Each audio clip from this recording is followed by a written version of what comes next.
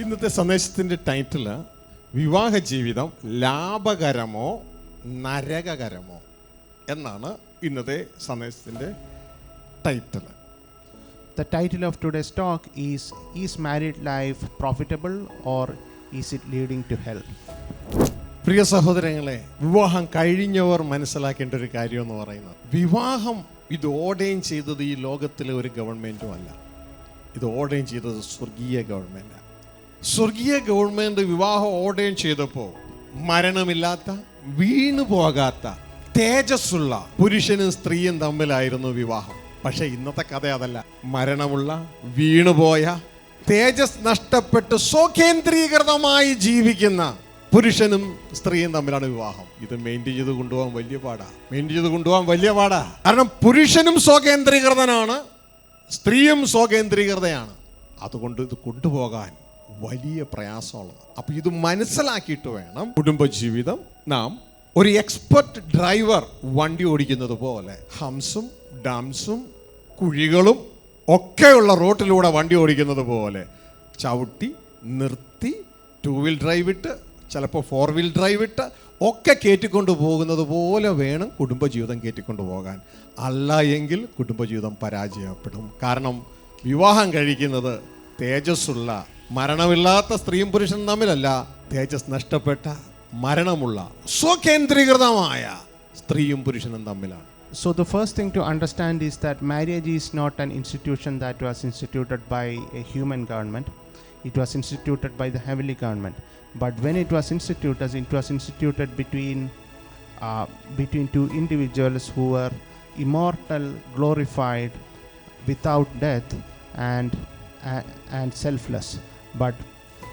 But now those that's not the case. Human beings have lost their immortalities. Their human beings are mortal. They have lost their glory, and they are self-centered.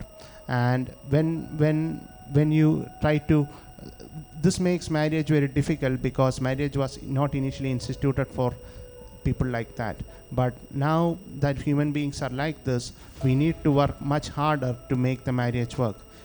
It's like an expert driver driving through a bad road with gutter and humps and whatnot.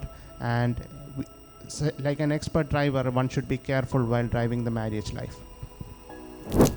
ഈ കഴിഞ്ഞ മാസം, കഴിഞ്ഞ ആഴ്ചകളിലും എനിക്ക് നമ്മുടെ കൂട്ടത്തിൽ നിന്ന് വന്ന 2 complaint ആണ്. ഒന്ന്, എൻ്റെ ഭർത്താവിനെ കൊണ്ട് ഞാൻ പൊറുതിമുട്ടി. ഒന്ന്, എൻ്റെ ഭാര്യയെ കൊണ്ട് ഞാൻ പൊറുതിമുട്ടി. സഹിക്കാൻ പറ്റുന്നില്ല. എൻ്റെ പ്രിയ സഹോദരങ്ങളെ, ഒന്ന് നമ്മുടെ മനോഭാവം സെൽഫ് സെൻറ്റേർഡായിരുന്നു മാറിയിട്ട് ക്രൈസ്റ്റ് സെൻറ്റേർഡ് ആകണം. നമ്മുടെ ജീവിത പങ്കാളിയെ ഫീഡ് ചെയ്യാൻ പഠിക്കണം. ഫീഡ് ചെയ്യുന്നതിലൂടെയാണ് നമ്മൾ അവരെ പണിതെടുക്കുന്നത്, നമ്മൾ എക്സ്ട്രാക്ട് ചെയ്യുന്നതിലൂടെ അല്ല. ഒരാൾ കംപ്ലൈൻറ്റ് ചെയ്തു, എൻ്റെ പശുവിന് പാലില്ല. അപ്പോൾ ചിലർ ഇങ്ങനെ കഴിച്ചു, കഷ്ടം, അതിനെങ്ങ് കൊടുത്തു കളാ. എന്നാൽ വേറൊരാളോട്, ഒരു വയോധികനോട് പറഞ്ഞു, എൻ്റെ പശുവിന് പാലില്ല എന്ന്. അപ്പോൾ വയോധികൻ തിരിച്ചു ചോദിച്ചു, നിങ്ങളുടെ പശുവിന് നിങ്ങൾ എന്താ കൊടുക്കുന്നത്? അല്ല, ഒന്നും കൊടുക്കുന്നൊന്നുമില്ല. ആഹാ, അപ്പൊ കൊടുക്കാതെയാണോ നീ പാല് കറക്കാൻ നോക്കണേ? നിന്നോടാ ചോദിക്കണേ. കൊടുക്കാതെയാണോ നീ പാല് കറക്കാൻ നോക്കണേ? അതുകൊണ്ടാ ആ കിട്ടിന്ന് ചോര വരുന്നേ. നിന്റെ ജീവിത പങ്കാളിക്ക് ആദ്യം ഫീഡ് ചെയ്യേ, എന്നിട്ട് എടുക്ക. ചോര വരില്ല. നല്ല കുടുംബജീവിതം കൊണ്ടുപോകാം. So in the recent week or recent months, I have received calls from born again brothers and sisters saying that my husband is unbearable, I can't live with him, or my wife is unbearable, I can't live with him. And the reason here is that they are trying to extract from each other, and instead of extracting from each other, you should try to feed each other so that you build each other up. And there is once upon a time a person with a cow. He went to another person and said, my cow is not giving any milk, and the other person advised him to sell the cow. And then he went again to an old man and told him, my cow is not giving any milk. And the old man asked, what do you feed that cow? And he replied, well, nothing much. And he was nothing special or nothing much. And he replied, well, if you are not feeding that cow, how can you expect milk from that cow? So the lesson here is, try to build your partner up, try to feed your partner so that you can also get from that partner. Because once you feed and build the partner up, you will be able to extract from that partner. അപ്പം നമ്മൾ കേട്ടതിൻ്റെ conclusion ഇതാണ്: വിവാഹം ദൈവം ordain ചെയ്തപ്പോൾ മനുഷ്യർ വീണുപോയിട്ടില്ല, സ്വാർത്ഥരല്ല. എന്നാൽ ഇന്ന് വിവാഹം കഴിക്കുന്നത് സ്വാർത്ഥമതിയായ സ്ത്രീയും സ്വാർത്ഥനായ പുരുഷനും തമ്മിലാണ്. അതുകൊണ്ട് സ്ത്രീ ആഗ്രഹിക്കുന്ന ഈ പുരുഷനിൽ നിന്ന് എത്രത്തോളം എനിക്ക് ഡ്രെയിൻ ചെയ്യാൻ പറ്റും, പുരുഷൻ ആഗ്രഹിക്കുന്നത് ഇങ്ങോട്ടേക്ക് എത്ര ഡ്രെയിൻ ചെയ്യാൻ പറ്റും. എന്നാൽ പുതിയ സൃഷ്ടിയിലേക്ക് വരുമ്പോൾ നമ്മുടെ സ്വഭാവം അങ്ങനെയല്ല. എനിക്ക് എത്രത്തോളം ഞാൻ എൻ്റെ നന്മ മാത്രമല്ല മറ്റൊരുവൻ്റെ നന്മയും കൂടെ ഞാൻ അന്വേഷിക്കണം.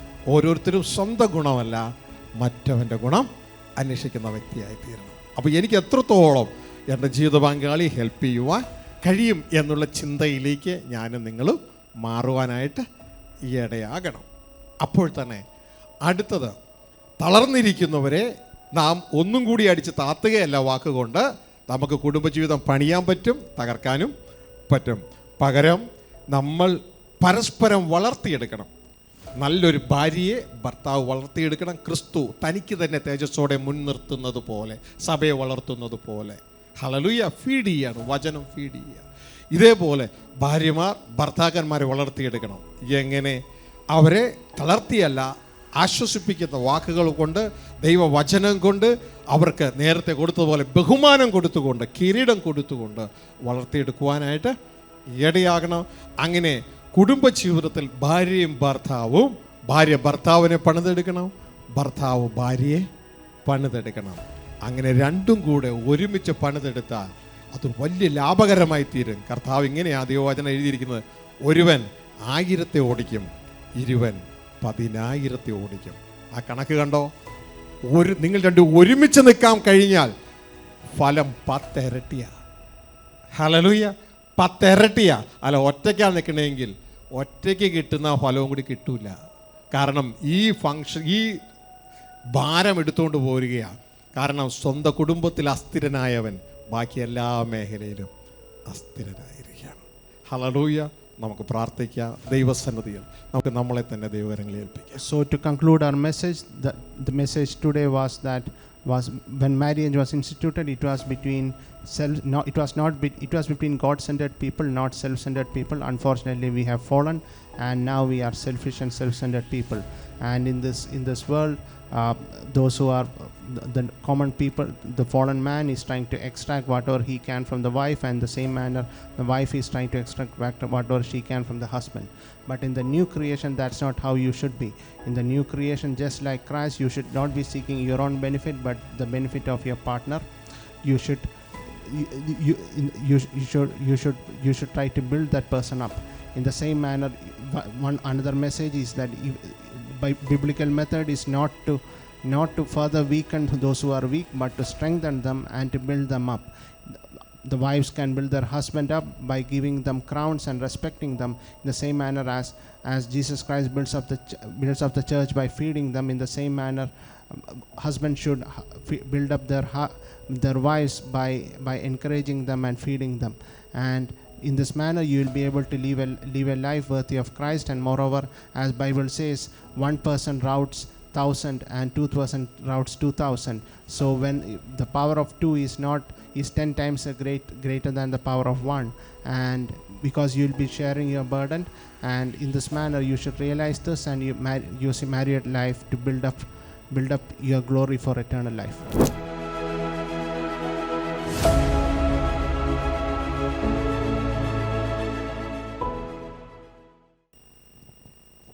സ്വർഗസ്ഥ പിതാവിൻ്റെയും കർത്താവായ യേശു ക്രിസ്തുവിൻ്റെയും നാമത്തിലുള്ള സ്നേഹവന്ദനം ഈ ഹാളിൽ ഈ ശബ്ദ കാഴ്ചപരിധിയിലായിരിക്കുന്ന ഏവരെയും അറിയുകയാണ്. ദൈവത്തിൻ്റെ ജീവനും സമാധാനവും ഐശ്വര്യവും ദൈവത്തിൻ്റെ സന്തോഷവും നിങ്ങളുടെ ജീവിതത്തിൽ നിറഞ്ഞ് കവിയുമാറാകട്ടെ. Greetings of love in the name of God the Father and our Lord and Savior Jesus Christ to everyone present in this hall and listening through other media. May the life, peace and blessings from God overflow in your life. പ്രിയ സഹോദരങ്ങളെ, തക്ക സമയത്തെ ഒരു ആഹാരമാണ് ഇന്ന് തരുവാനായിട്ട് ആഗ്രഹിക്കുന്നത്.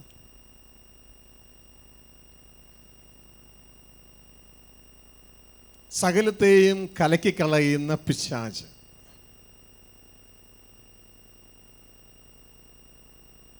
നമ്മളുടെ വ്യക്തിപരമായ ജീവിതത്തെ, കുടുംബ ജീവിതത്തെ, സഭാ ജീവിതത്തെ ഒക്കെ കലക്കിക്കളഞ്ഞ് നമ്മളെ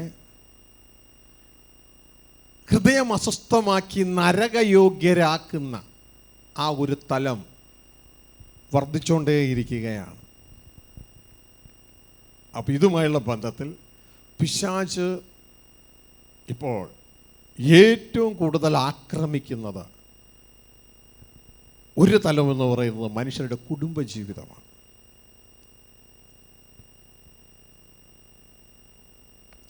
Dear brothers, today's message is one that is what can be called meal at the right time.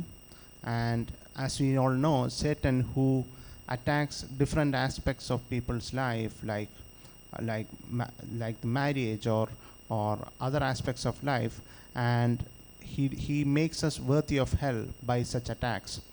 And one of the major attacks that he does to the world around us is the married life, and that's what we'll be focusing on. ഇന്നത്തെ സന്ദേശത്തിൻ്റെ title വിവാഹ ജീവിതം ലാഭകരമോ നരകകരമോ?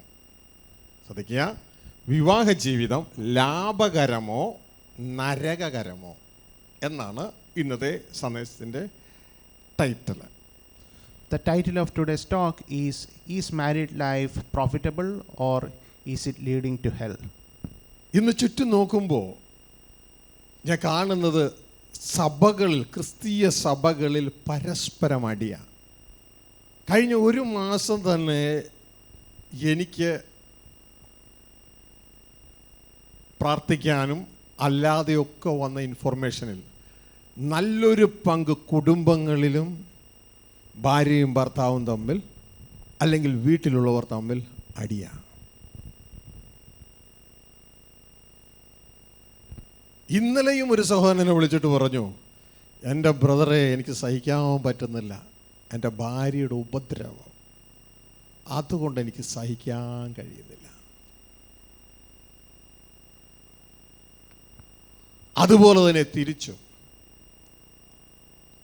ഒരു സഹോദരി വിളിച്ചിട്ട് പറയേ, എൻ്റെ ഭർത്താവിൻ്റെ ഉപദ്രവം എനിക്ക് സഹിക്കാൻ കഴിയുന്നില്ല, എനിക്ക് ആ വ്യക്തിയെ വേണ്ട. ശ്രദ്ധിക്കുക, ഇതെല്ലാം വീണ്ടും ജനിച്ചവരാ, ഇതെല്ലാം വീണ്ടും ജനിച്ചവരാ. ഒന്നും രണ്ടും അല്ല, പല സന്ദേശങ്ങളാണ് കയറി വരുന്നത്. ചുറ്റും സഭകളുടെ ഉള്ളിലടി, കുടുംബങ്ങളുടെ ഉള്ളിലടി, എല്ലായിടത്തും പിശാച് അസ്വസ്ഥത ഉണ്ടാക്കിക്കൊണ്ടേയിരിക്കുന്നു. ഈ സമയത്ത് എങ്ങനെയാണ് ഒരു ദൈവ പൈതൽ പ്രവർത്തിക്കേണ്ടതെന്നാണ് ഇന്നത്തെ സന്ദേശത്തിലൂടെ പറയാൻ പോകുന്നത്. ഇതൊരു ഫാമിലി മെയിൻ്റനൻസ് വർക്ക്ഷോപ്പാണ്. ഒരു ജീപ്പ് കേടായാൽ അതൊരു വർക്ക്ഷോപ്പിൽ കൊണ്ടുപോയിട്ട് റിപ്പയർ ചെയ്തെടുക്കുന്നത് പോലെ ഇത് ഫാമിലി മെയിൻ്റനൻസ് വർക്ക്ഷോപ്പാണ്. അതുകൊണ്ട് ഏതെങ്കിലും ഫാമിലിയൊക്കെ ബുദ്ധിമുട്ടിലായിരിക്കുന്നുവെങ്കിൽ അവർ ഈ വചനമാകുന്ന വർക്ക്ഷോപ്പിൽ കയറി റിപ്പയർ ചെയ്ത് പുറത്തിറക്കി ഓടിക്കാൻ പ്രത്യേകം ഇൻവൈറ്റ് ചെയ്യുകയാണ്. സൗജന്യമാണ്, ഫ്രീ ആയിട്ട് നിങ്ങൾക്ക് ലഭിക്കും. So these days, unfortunately, many of the churches are filled with conflicts, and pastor had, even in the last weeks or even yesterday, a brother called pastor and said that my wife is harming me, it's intolerable. And in the same way, there have been ladies who called pastor and said that my husband is harming me, I do not want him, it's intolerable.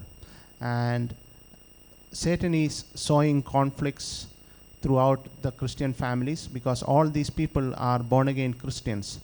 And today's lecture is essentially a family maintenance workshop. If your car or jeep has a fault, it is recommended to move that car or jeep to the workshop and get it fixed so that you can drive it again. In the same manner, if your family has issues, I would recommend to attend this workshop freely so that all the issues can be fixed and then you can go back to a good life. Hallelujah. പ്രാർത്ഥനയോടെ സദയോടെ ദൈവമേ എന്നോട് സംസാരിക്കണമേ, എൻ്റെ കുടുംബജീവിതത്തെ പണിതെടുക്കണമേ, എന്ന് ഓരോരുത്തരും ദൈവസന്നിധിയിൽ പ്രാർത്ഥിക്കുക. എൻ്റെ പ്രിയ സഹോദരങ്ങളെ, കുടുംബജീവിതത്തിൻ്റെ ഭാഗത്തേക്ക് മാത്രം ഒന്ന് മൂവ് ചെയ്യാനായിട്ട് ആഗ്രഹിക്കുക. ഒന്ന്, ഫസ്റ്റ് ചെയ്യേണ്ടത്, വിവാഹം കഴിക്കാത്തവർ വിവാഹം കഴിക്കുന്നതിന് മുമ്പ് ഞാൻ തിരഞ്ഞെടുക്കുന്ന എൻ്റെ ജീവിത പങ്കാളി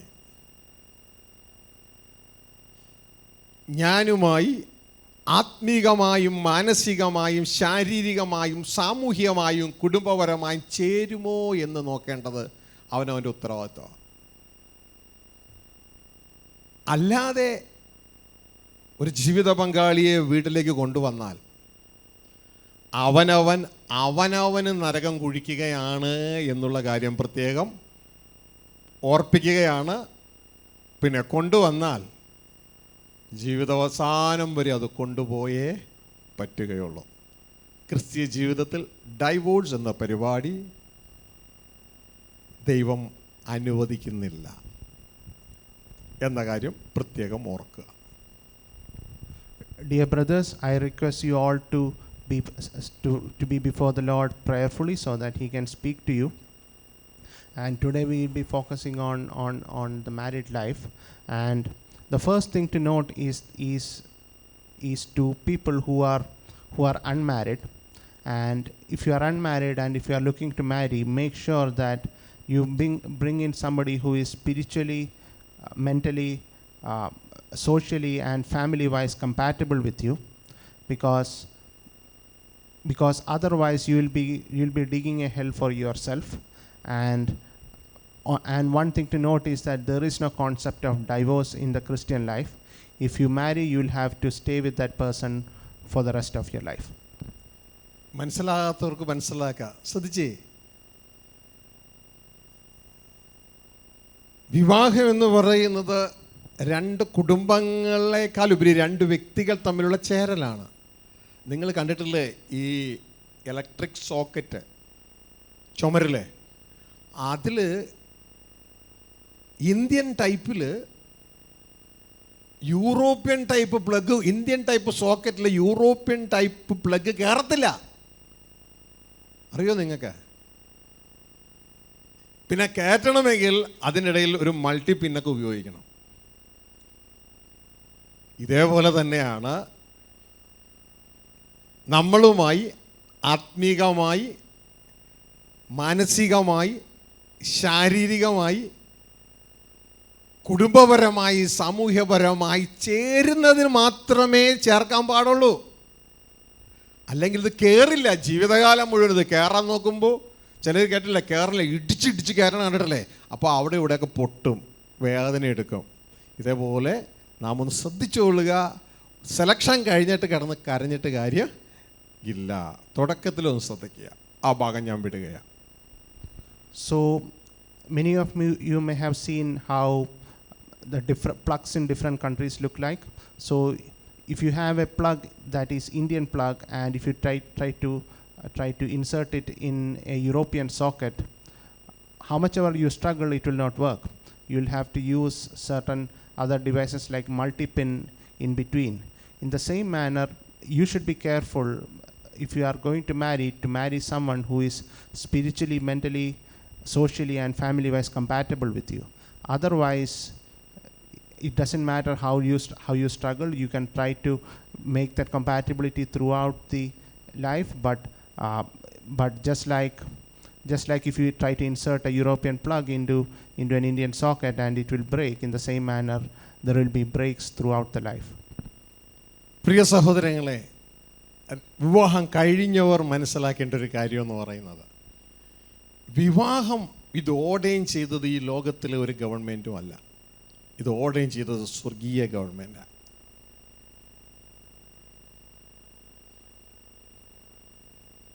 സ്വർഗീയ ഗവൺമെൻറ് വിവാഹം ഓർഡൈൻ ചെയ്തപ്പോൾ മരണമില്ലാത്ത, വീണു പോകാത്ത, തേജസ്സുള്ള പുരുഷനും സ്ത്രീയും തമ്മിലായിരുന്നു വിവാഹം. പക്ഷെ ഇന്നത്തെ കഥ അതല്ല. മരണമുള്ള, വീണുപോയ, തേജസ് നഷ്ടപ്പെട്ട് സ്വകേന്ദ്രീകൃതമായി ജീവിക്കുന്ന പുരുഷനും സ്ത്രീയും തമ്മിലാണ് വിവാഹം. ഇത് മെയിൻറ്റെയിൻ ചെയ്ത് കൊണ്ടുപോകാൻ വലിയ പാടാ. കാരണം പുരുഷനും സ്വകേന്ദ്രീകൃതനാണ്, സ്ത്രീയും സ്വകേന്ദ്രീകൃതയാണ്. അതുകൊണ്ട് ഇത് കൊണ്ടുപോകാൻ വലിയ പ്രയാസമുള്ളതാണ്. അപ്പോൾ ഇത് മനസ്സിലാക്കിയിട്ട് വേണം കുടുംബജീവിതം.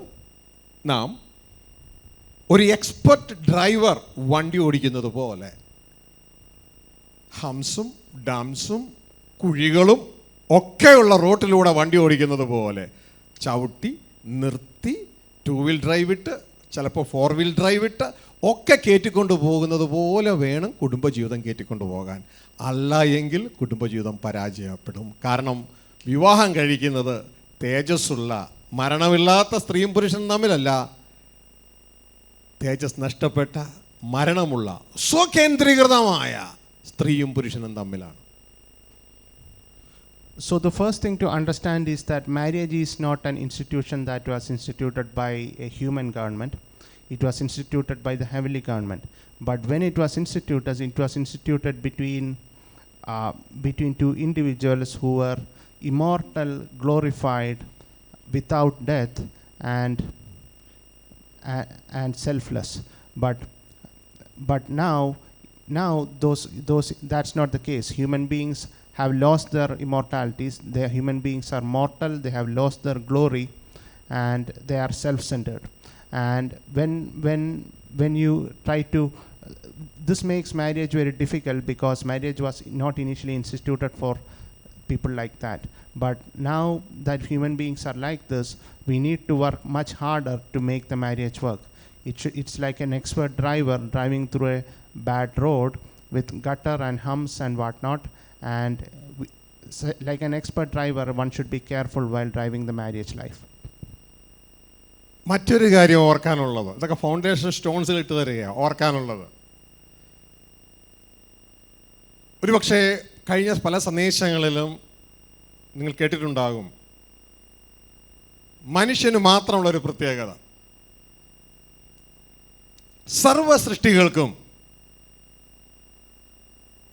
ഒരു എക്സിസ്റ്റൻസേ ഉള്ളൂ, ഒരസ്തിത്വമേ ഉള്ളൂ, ഒരു സൃഷ്ടിപ്പേ ഉള്ളൂ. എന്നാൽ മനുഷ്യന് മാത്രം 2 സൃഷ്ടിപ്പുണ്ട്. ഒന്ന് പഴയത്, ഒന്ന് പുതിയത്. ശ്രദ്ധയോടെ മനസ്സിലാക്കുക. ഈ സമയത്തിരുന്ന് ഉറങ്ങരുത്. ശ്രദ്ധയോടെ മനസ്സിലാക്കുക. ഇതിൽ പുതിയ സൃഷ്ടിപ്പിൽ വിവാഹമില്ല. പഴയതിൽ മാത്രമേ വിവാഹം ഉള്ളൂ. കുഞ്ഞുങ്ങളെ ജനിപ്പിക്കുന്നതുള്ളൂ, ജഡിക മക്കളെ ജനിപ്പിക്കുന്നതുള്ളൂ. പുതിയ സൃഷ്ടിപ്പിൽ നാം ദൈവദൂത തുല്യരും ദൈവപുത്രന്മാരുമായിരിക്കും. അതുകൊണ്ട് വിവാഹ ജീവിതം എന്ന് പറയുന്നത് ഈ ഭൂമിയിലെ ജീവിതം എറ്റേണൽ അല്ല, താൽക്കാലികമാണ് എന്നൊരു തിരിച്ചറിവ് എല്ലാവർക്കും ഉണ്ടാകണം. So just like laying certain foundation stones, few important things to remember is that out of all the creatures on earth, only human beings have 2 creations, the old creation and the new creation.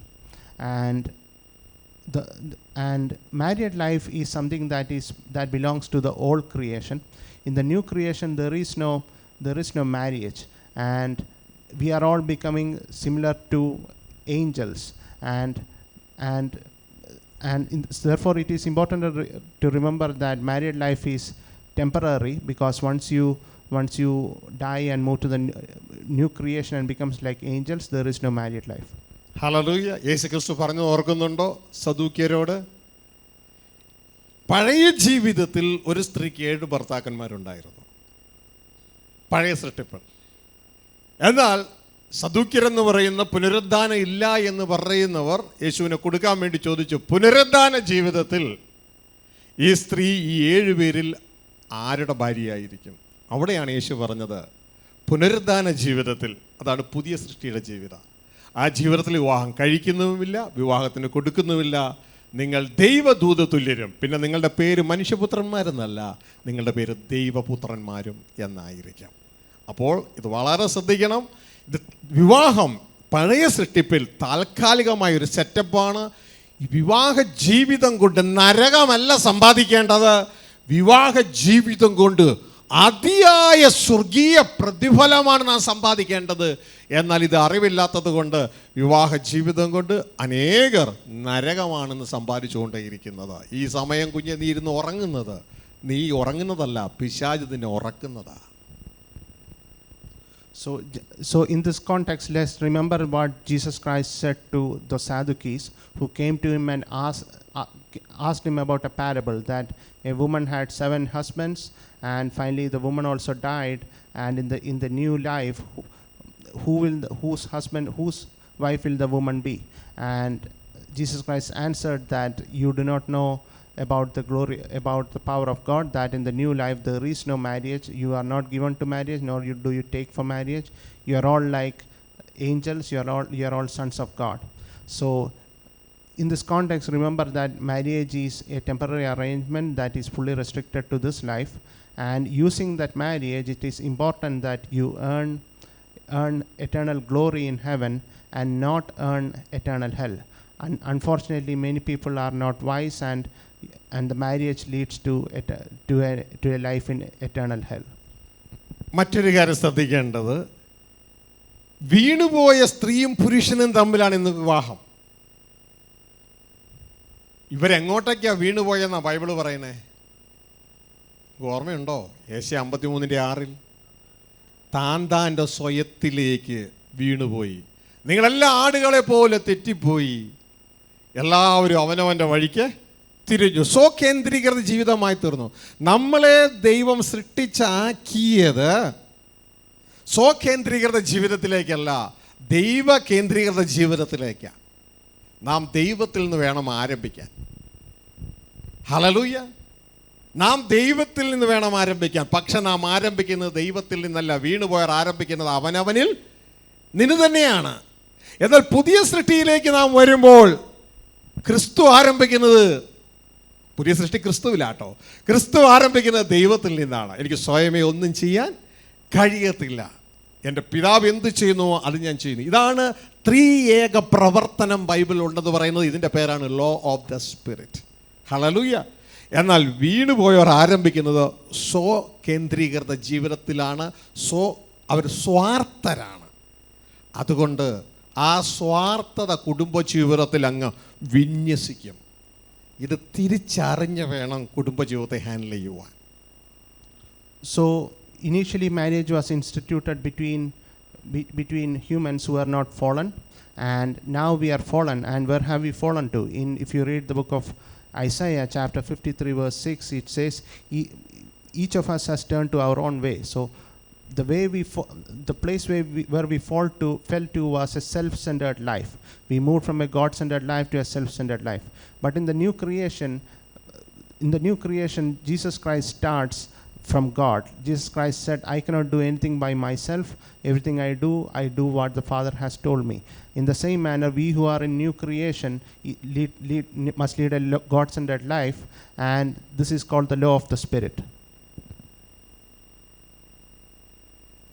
ശ്രദ്ധിക്കുക, സ്വാർത്ഥ ജീവിതം നയിക്കുന്ന പുരുഷനും സ്ത്രീയും തമ്മിലാണ് വിവാഹം. നിങ്ങൾക്കറിയാമോ, സ്വാർത്ഥതയിൽ ഉള്ള വ്യക്തി മറ്റൊരു വ്യക്തിയുമായി ബന്ധപ്പെടണമെങ്കിൽ ആ വ്യക്തിക്ക് എന്നെക്കൊണ്ട് എന്ത് ഉപകാരം ഉണ്ടെന്നല്ല ചിന്തിക്കണേ, പകരം ആ വ്യക്തിയിൽ നിന്ന് എനിക്ക് എന്തൊക്കെ എനിക്ക് വേണ്ടത് വലിച്ചെടുക്കാമെന്നാണ് ചിന്തിക്കണേ. എങ്ങനെ അറിയും ബ്രദറെ? അവനവൻ്റെ ജീവിതം നോക്കിയാൽ മതി. അവനവൻ്റെ ജീവിതം നോക്കിയാൽ മതി. ആ വ്യക്തിയുടെ എന്തൊക്കെ എനിക്ക് ഊരിയെടുക്കാം എന്നാ ചിന്തിക്കണേ സ്വാർത്ഥർ. അല്ലാണ്ട് ഞാൻ ആ വ്യക്തിക്ക് എന്തൊക്കെ ഉപകാരം ഉണ്ടാക്കുക എന്നുള്ളതല്ല. അപ്പം ഇങ്ങനെയുള്ള ഒരു ഭാര്യയും ഭർത്താവുമാണ് രണ്ട് വ്യക്തികളാണ് ഭാര്യയും ഭർത്താവുമായി തീരുന്നത് എന്നാര് മനസ്സിലാക്കണം? നമ്മൾ ഓരോരുത്തരും മനസ്സിലാക്കണം. എന്നെ അയാൾ കൂടെ നിർത്തുന്നത് എന്നെ കൊണ്ട് അയാൾക്ക് എന്തൊക്കെയോ ഉപകാരമുണ്ട്, അതുകൊണ്ടാണ് എന്നെ കൂടെ നിർത്തുന്നത്.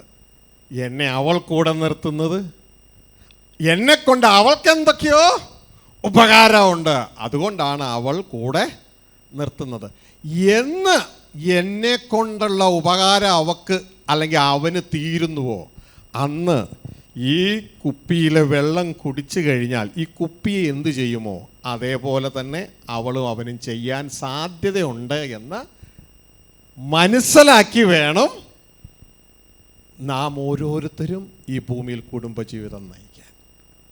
മനസ്സിലായെന്ന് ചിന്തിക്കുന്നു. ഈ വെള്ളം കുടിച്ചു കഴിഞ്ഞാൽ നമ്മൾ ഈ കുപ്പി എന്ത് ചെയ്യും? ഒരൊറ്റ ഏറെറിയും അല്ലേ? ബാക്കി ട്രാൻസ്ലേഷന് ശേഷം. So we should all realize that we have all fallen from a God-centered life to a self-centered life, and marriage on earth is between two self-centered beings. And what this means is that each individual is looking not what I can contribute to the other person, but what I can extract from the other person. So the husband is looking what can I extract from the wife, and the wife is looking what can I extract from the husband. And just like, and there we should be aware about this feature of the marriage life. And just like, you know, the bottle with water, when the water is empty you throw away the bottle, we should realize that there is always a chance of that happening when you have extracted, when somebody has extracted everything, they can throw the other person away. Hello, ഇന്ന് ധാരാളം പേര് കഴിഞ്ഞ ഒരാഴ്ച തന്നെ ഒരു വ്യക്തി എന്നെ വിളിച്ചിട്ട് കംപ്ലൈൻറ്റ് ചെയ്ത ഇതാണ്, ഇപ്പോൾ അവക്കെന്നെ വേണ്ട പാസ്റ്ററെ, എന്നെ കൊണ്ട് എന്തൊക്കെയോ കാര്യസാധ്യത്തിന് വേണ്ടിയാണ് അവൾ എൻ്റെ കൂടെ കൂടിയത്. ഇതിപ്പോൾ ഓൾമോസ്റ്റ് ഗ്രിപ്പായി, കിട്ടേണ്ടതൊക്കെ കിട്ടി, ഇനിയിപ്പോൾ അവൾക്ക് എന്നെ എന്തിനാ? ഇത് ഒരവള് മാത്രമല്ല, ഇത് ഒരവൻ മാത്രമല്ല, എല്ലാവരുടെ ഉള്ളിൽ ഇതൊക്കെ തന്നെയാണ്. കാരണം ഇവരെല്ലാം വീണുപോയി സ്വകേന്ദ്രീകൃതമായ മനുഷ്യരാ. എന്നാൽ ദൈവമക്കളെ നമ്മൾ ശ്രദ്ധിക്കണം, നമ്മൾ കുടുംബം ഡ്രൈവ് ചെയ്യുന്നത് ഇതേപോലെ ആകരുത്. ശ്രദ്ധിച്ച് കൈകാര്യം ചെയ്യണം, പുറകെ മനസ്സിലാക്കാം. Last week somebody called pastor and told him that she doesn't need me anymore. Whatever she needed, she married me for certain reasons, and now she have got all that things. She already have a grip on those things, and therefore she doesn't need me. And this is not the case of one person. You know, it's not the case of she or her, he. That's a case in of many persons, and we should be aware about this. But our life should not be like this. ഇതിലെ വെള്ളം കുടിച്ചതിന് ശേഷം ഈ plastic bottle വലിച്ചെറിയുന്നത് പോലെ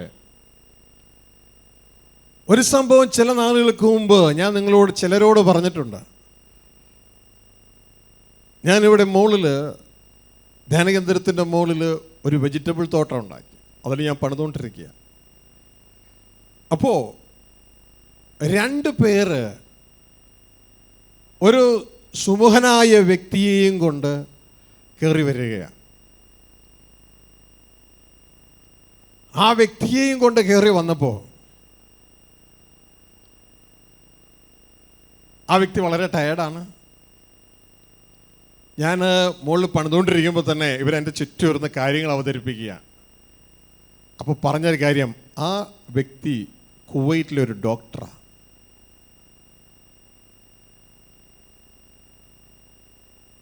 ഭാര്യയും ഡോക്ടറാണ്. 2 പേരും വിവാഹം കഴിഞ്ഞ് കുവൈറ്റിൽ ജോലി ചെയ്യുന്ന സമയത്ത് ഒരു ആക്സിഡൻ്റ് ഉണ്ടായി. ഈ ഭർത്താവ് കിടപ്പിലായിപ്പോയി. ഈ സമയം ഈ ഭാര്യ ചിന്തിച്ചു, ഇനി ഈ ഭർത്താവ് ഒരിക്കലും എഴുന്നേക്കത്തില്ല.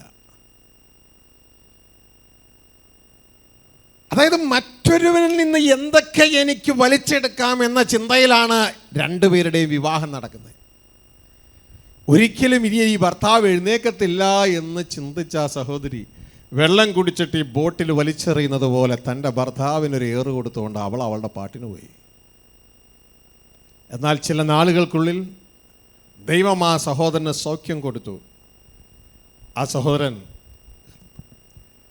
ഹൃദയവേദനയോടെ തിരിച്ചു വന്ന് എങ്ങനെയോ ബോംബെ എയർപോർട്ടിൽ ഇറങ്ങി ട്രെയിനിൽ വന്ന് എറണാകുളത്ത് വന്നപ്പോൾ ആ എങ്ങും പോകാനില്ല എന്നൊരു തലത്തിലേക്ക് ആ സ്റ്റേഷനിൽ വെച്ച് അദ്ദേഹത്തിൻ്റെ ബാഗും സർട്ടിഫിക്കറ്റും ഒക്കെ ആരോ മോഷ്ടിച്ചുകൊണ്ട് പോയി. അങ്ങനെ പേഴ്സും ഇല്ല, സർട്ടിഫിക്കറ്റും ഇല്ല, ഒന്നുമില്ലാതെ അവിടെ കുത്തിയിരുന്ന് ഉറങ്ങുന്നൊരു മനുഷ്യനെയാണ് ഇവർ കൊണ്ടുവന്നത്. ശ്രദ്ധിക്കുക, ഒന്നുമില്ലാതെയാകുമ്പോൾ നിൻ്റെ ചുറ്റുപാടുമുള്ളവർ, നിൻ്റെ വേണ്ടപ്പെട്ടവർ ഒരുപക്ഷെ നിൻ്റെ ജീവിതത്തിലും ഇതുപോലെ ചെയ്തിരിക്കാം. ഉപയോഗം കഴിഞ്ഞ് ഒന്നുമില്ലാത്ത ഈ ബോട്ടിൽ വലിച്ചെറിയുന്നത് പോലെ. So pastor is describing an incident that happened few days back. So pastor was working on a vegetable garden on top of this hall. So there is a vegetable garden on top of this hall, and pastor was working on that vegetable garden, and two individuals bought a third person, a handsome man but tired looking person to him, and they described a story. Both that man and his wife were doctors, and they were living in Kuwait, and unfortunately there was a bad accident, and due to which that man became bedridden. At some point of time it felt as if he will not recover, and during that time the wife abandoned that person and went away. But fortunately, by the grace of God, he recovered, and later on he left Kuwait and came to Bombay, and from Bombay took a train to Ernakulam. Unfortunately, in the train he lost his certificates and his purse and bag, and he was alone at the railway station, and they found this man and brought him here. And he was somebody who had lost everything, and he had come here. ഇത് പറഞ്ഞതിൻ്റെ ഉദ്ദേശം എന്ന് പറയുന്നത്, ഈ പുരുഷൻ്റെയും സ്ത്രീയുടെയും nature ഇതായിരിക്കും. കാരണം അവർ self സെൻറ്റേർഡാണ്, വീണുപോയ മനുഷ്യരാണ്. ഇനി വീണുപോയ മനുഷ്യർക്ക് മറ്റൊരു പ്രത്യേകതയുണ്ട്. അവർ സെൽഫ് സെൻറ്റേർഡ് ആയതുകൊണ്ട് അവരുടെ ഈഗോ വർക്ക് ചെയ്തുകൊണ്ടേയിരിക്കും. ഞാനാണ് വലിയവൻ എന്നുള്ളത് കുടുംബജീവിതത്തിൽ വർക്ക് ചെയ്തുകൊണ്ടേയിരിക്കാം. അതുകൊണ്ട് വിവാഹം കഴിക്കുമ്പോൾ പ്രത്യേകിച്ച് പുരുഷന്മാർ ശ്രദ്ധിക്കുക, നിങ്ങളെക്കാൾ സമ്പത്തുള്ള കുടുംബത്തിൽ നിന്ന്, നിങ്ങളെക്കാൾ വിദ്യാഭ്യാസമുള്ള സ്ത്രീയിൽ നിന്ന്, നിങ്ങളെക്കാൾ എല്ലാ രീതിയിലും ഉയർന്നു നിൽക്കുന്ന ഒരു സ്ത്രീയാണ് നിങ്ങൾ ചൂസ് ചെയ്യുന്നതെങ്കിൽ നല്ലൊരു പങ്കും വിവാഹ ജീവിതം താറുമാറാകാൻ സാധ്യത ഉണ്ട്. ദൈവം സ്ത്രീയെയും പുരുഷനെയും മെനഞ്ഞപ്പോൾ ഒരു 98% കാണുന്നൊരു കാര്യം, ദൈവം സ്ത്രീയെ പുരുഷനേക്കാൾ കായിക ബലം കുറഞ്ഞതും പുരുഷനേക്കാൾ ഹൈറ്റ് കുറഞ്ഞതും ഈ തോളിനൊപ്പം നിൽക്കുന്നതുമായിട്ടാണ് ദൈവം ഒരുക്കിയത്. ദൈവം ബുദ്ധിമാനായതുകൊണ്ടാണെന്ന് ഞാൻ ചിന്തിക്കുന്നു. ഇത് മനസ്സിലാക്കിയിട്ട് വേണം ഒരു ജീവിത പങ്കാളിയെ പുരുഷന്മാർ തിരഞ്ഞെടുക്കാൻ. ഹല്ലേലൂയ. കാര്യങ്ങൾ പിടുത്തം കിട്ടിയെന്ന് ചിന്തിക്കുന്നു. നിങ്ങളെക്കാൾ മുകളിലുള്ളതിനെ തിരഞ്ഞെടുക്കാതെ നിങ്ങളെക്കാൾ താഴെ നിൽക്കുന്നതിനെ തിരഞ്ഞെടുത്താൽ കീഴടങ്ങിയിരിപ്പാൻ അവർക്കത് വലിയൊരു സഹായകരമായി തീരും. So just like we described, one of the features of the fallen man is selfishness. Both man and the woman are selfish towards each other and looking at extracting what they can. And another feature of the fallen man is that he is self-centered, and hence there is an ego working in both the man and the woman. And this ego creeps up at times, and each of them is wondering who is greater, me or the other person. So one of the things we should look from note from the Bible is that when God created man and woman, he created woman slightly weaker in physical health as well as in stature, and this is because God is wise. And in this context, it is important that the brothers remember that when you marry someone who is in terms of finances, in terms of uh, in terms of family who are slightly lower than you, else because that will help them submit themselves to you, the woman to submit themselves to you, else there is a good chance that the family life will not work out. Hallelujah. സഹോദരങ്ങൾ, ഒരിക്കലും ഞാൻ കുവൈറ്റിൽ ഒരു മിനിസ്ട്രിക്കായിട്ട് കിടന്നു ചെന്നപ്പോൾ അവിടെ ആയിരുന്ന ഒരു സഹോദരൻ എന്നെ വഴക്കിട്ട് ജീവിക്കുന്ന ഒരു ഭാര്യയുടെയും ഭർത്താവിൻ്റെ അടുക്കിലേക്ക് കൊണ്ടു ചെല്ലാനിടയായി. രണ്ടുപേർക്കും ജോലിയുണ്ട്. ഒരു 45-നും 50-നും ഇടയ്ക്ക് രണ്ടുപേർക്കും പ്രായമുണ്ട്. പല ദൈവദാസന്മാർ അവരുടെ അടുക്കൽ ചെന്നു, പല രീതിയിൽ കാര്യങ്ങളൊക്കെ പറഞ്ഞിട്ട് ഒന്നും നടക്കുന്നില്ല. അപ്പോൾ എന്നെ കൊണ്ടുപോയ ആൾ അവരുടെ വേറെ ബുഡ്സൊക്കെ ഒന്ന് പറഞ്ഞു തന്നു. അവരുടെ വീട്ടിൽ ചെന്നു, ഭാര്യയും ഭർത്താവും അവർ മിണ്ടുന്നില്ല. ഓ, നിങ്ങളെപ്പോലെയാണെന്നോ? എന്നാൽ നിങ്ങൾക്കുള്ളതായത്. അവർ മിണ്ടുന്നില്ല, പക്ഷേ വീടിൻ്റെ അകത്തുണ്ട്. ദൈവത്തിൻ്റെ ആത്മാവ് പെട്ടെന്ന് എൻ്റെ ഹൃദയത്തിൽ, ഓരോരുത്തർക്കും കൊടുക്കേണ്ട ഗുളികകൾ വേറെ വേറെയാണല്ലോ, എൻ്റെ അകത്ത് ദൈവത്തിൻ്റെ ആത്മാവ് വെളിപ്പെടുത്തിയ ആ വചനം ഗുളിക ഇതാണ്: 90 സങ്കീർത്തനം 12-ാം വാക്യം കൊടുത്താൽ മതി, ഇവർ ശരിയായിക്കോളൂ. ഈ ഭാര്യയുടെയും ഭർത്താവിൻ്റെയും പ്രശ്നം ഈഗോയാണ്. ഞാനാണ് വലിയവൻ, ഞാനാണ് കൂടുതൽ വിദ്യാഭ്യാസമുള്ള ആൾ എന്ന ഭർത്താവും, ഭാര്യയും അതേപോലെ തന്നെ ഞാനാണ് കൂടുതൽ സാലറി മേടിക്കുന്ന ആൾ. ഈ സാലറിയുടെയൊക്കെ കൂടുതൽ വന്നാൽ പിന്നെ പിടിച്ചു നിൽക്കാൻ ബുദ്ധിമുട്ട് വരും കേട്ടോ. ശ്രദ്ധിക്കുക, താഴാൻ ബുദ്ധിമുട്ട് വരും. ഇങ്ങനെ രണ്ടുപേരും കൂടി അങ്ങോട്ടും ഇങ്ങോട്ടും ഞാനാ വലിയവൻ ഇത് വരുമ്പോൾ, ഒരാളൊന്ന് പറയുമ്പോൾ മറ്റേക്ക് കീഴടങ്ങാൻ വയ്യ.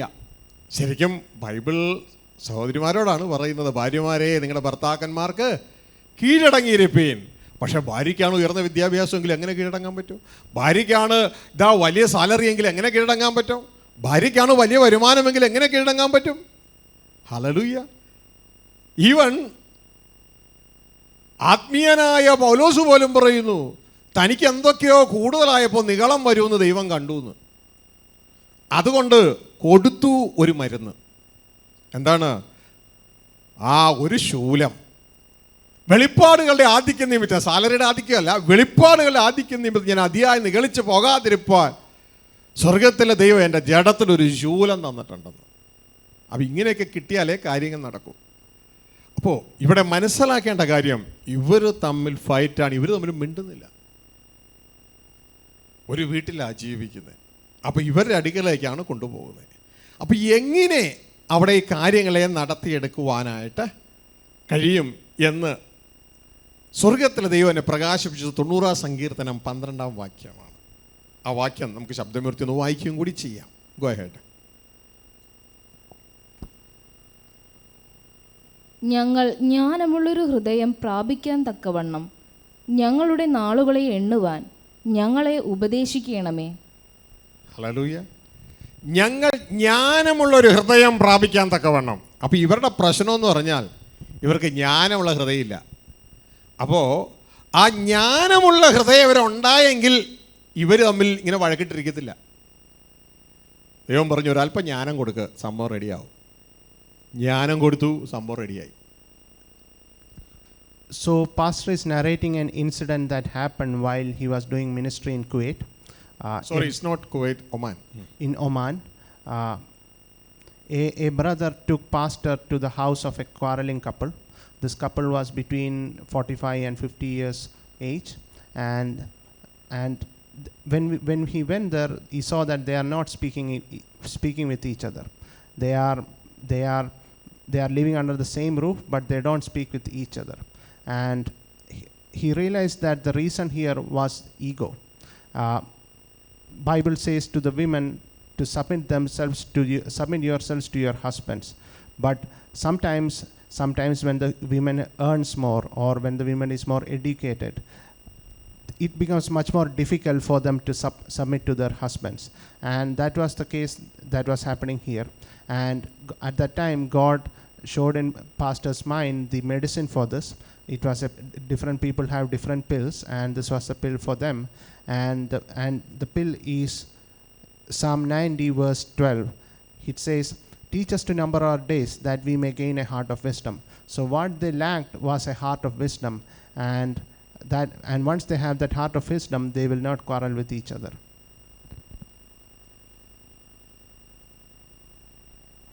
അവരോട് ചോദിച്ച ചോദ്യം ഇതാണ്. 90 സങ്കീർത്തനം 12 വാക്യം. അവർ രണ്ടുപേരെയും ഒരു ടേബിളിൻ്റെ ആദ്യം ഓരോരുത്തരെ ഒറ്റയ്ക്കിരുത്തി സംസാരിച്ചു. അതിനുശേഷം രണ്ടുപേരെയും നിർത്തിയിട്ട് ചോദിച്ചു. 90 സങ്കീർത്തനം ഒരു വൈറ്റ് പേപ്പറിൽ എടുത്തിട്ട് 90 സങ്കീർത്തനം 12 വാക്യം എക്സ്പ്ലെയിൻ ചെയ്തു. നിങ്ങൾ രണ്ടുപേരും ഇപ്പോൾ വഴക്കിലാണ്. നിങ്ങൾക്ക് രണ്ടുപേർക്കും സ്വർഗത്തിലെ ദൈവം സപ്പോസ് 70 വയസ്സ് വരെ ജീവൻ തന്നെന്ന് ചിന്തിക്കുക. ഇപ്പോൾ അത്രയും ദൈവം കൊടുക്കാറില്ല, ഡിസ്കൗണ്ടാണ്. 70 വയസ്സ് വരെ ജീവൻ കിട്ടിയെന്ന് ചിന്തിക്കുക. 90 സങ്കീർത്തനം പറയുന്നു, ഞാൻ ജ്ഞാനമുള്ളൊരു ഹൃദയം പ്രാപിക്കാൻ തക്കവണ്ണം എൻ്റെ നാളുകളെ എണ്ണാൻ എന്നെ പഠിപ്പിക്കണമേ. അപ്പോൾ നാളുകളെ എണ്ണിയാൽ എന്നാ കിട്ടും? ജ്ഞാനമുള്ള ഹൃദയം കിട്ടും. അപ്പോൾ ഇവർക്ക് കൊടുക്കേണ്ടത് ജ്ഞാനമാണ്. അപ്പം നാളുകളെ എണ്ണാൻ അവരൊന്ന് സഹായിച്ചാൽ മതി. ഒരു വെള്ള പേപ്പർ എടുത്തു, ഒരു പേനയും കൊണ്ടുവരാൻ പറഞ്ഞു. പിള്ളേർ പേനയും പേപ്പറും കൊണ്ടുവന്നു. അവർ എഴുതി 70 വയസ്സ് വരെ നിങ്ങൾക്ക് ദൈവം ആയുസ് തന്നാൽ നിങ്ങൾക്ക് ആകപ്പാടെ ഈ ഭൂമിയിലുള്ളത് എണ്ണിച്ചുട്ട അപ്പം പോലെ 25,000 ദിവസങ്ങളെ ഏകദേശം ഉള്ളൂ. ശരിയാണോ എന്ന് ചോദിച്ചു. അയാൾ ഒരാൾ അക്കൗണ്ടൻ്റ്, അദ്ദേഹം പെട്ടെന്ന് പറഞ്ഞു ശരിയാണെന്ന് പറഞ്ഞു. ഇനി അവരോട് ചോദിച്ചു, ഇതിൽ എത്ര ദിവസം നിങ്ങൾക്ക് ഉറങ്ങാൻ വേണമെന്ന് ചോദിച്ചു.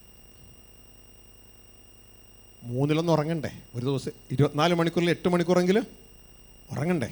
അപ്പോൾ ഇതിൽ 3 കുറച്ചാൽ, അതായത് ഏകദേശം ഒരു 8,000 ദിവസം അങ്ങ് കുറയ്ക്കുക ഉറങ്ങാൻ വേണ്ടി. ബാക്കി എത്രയുണ്ട്? 25,000 8,000 പോയ ബാക്കി എത്രയുണ്ട്?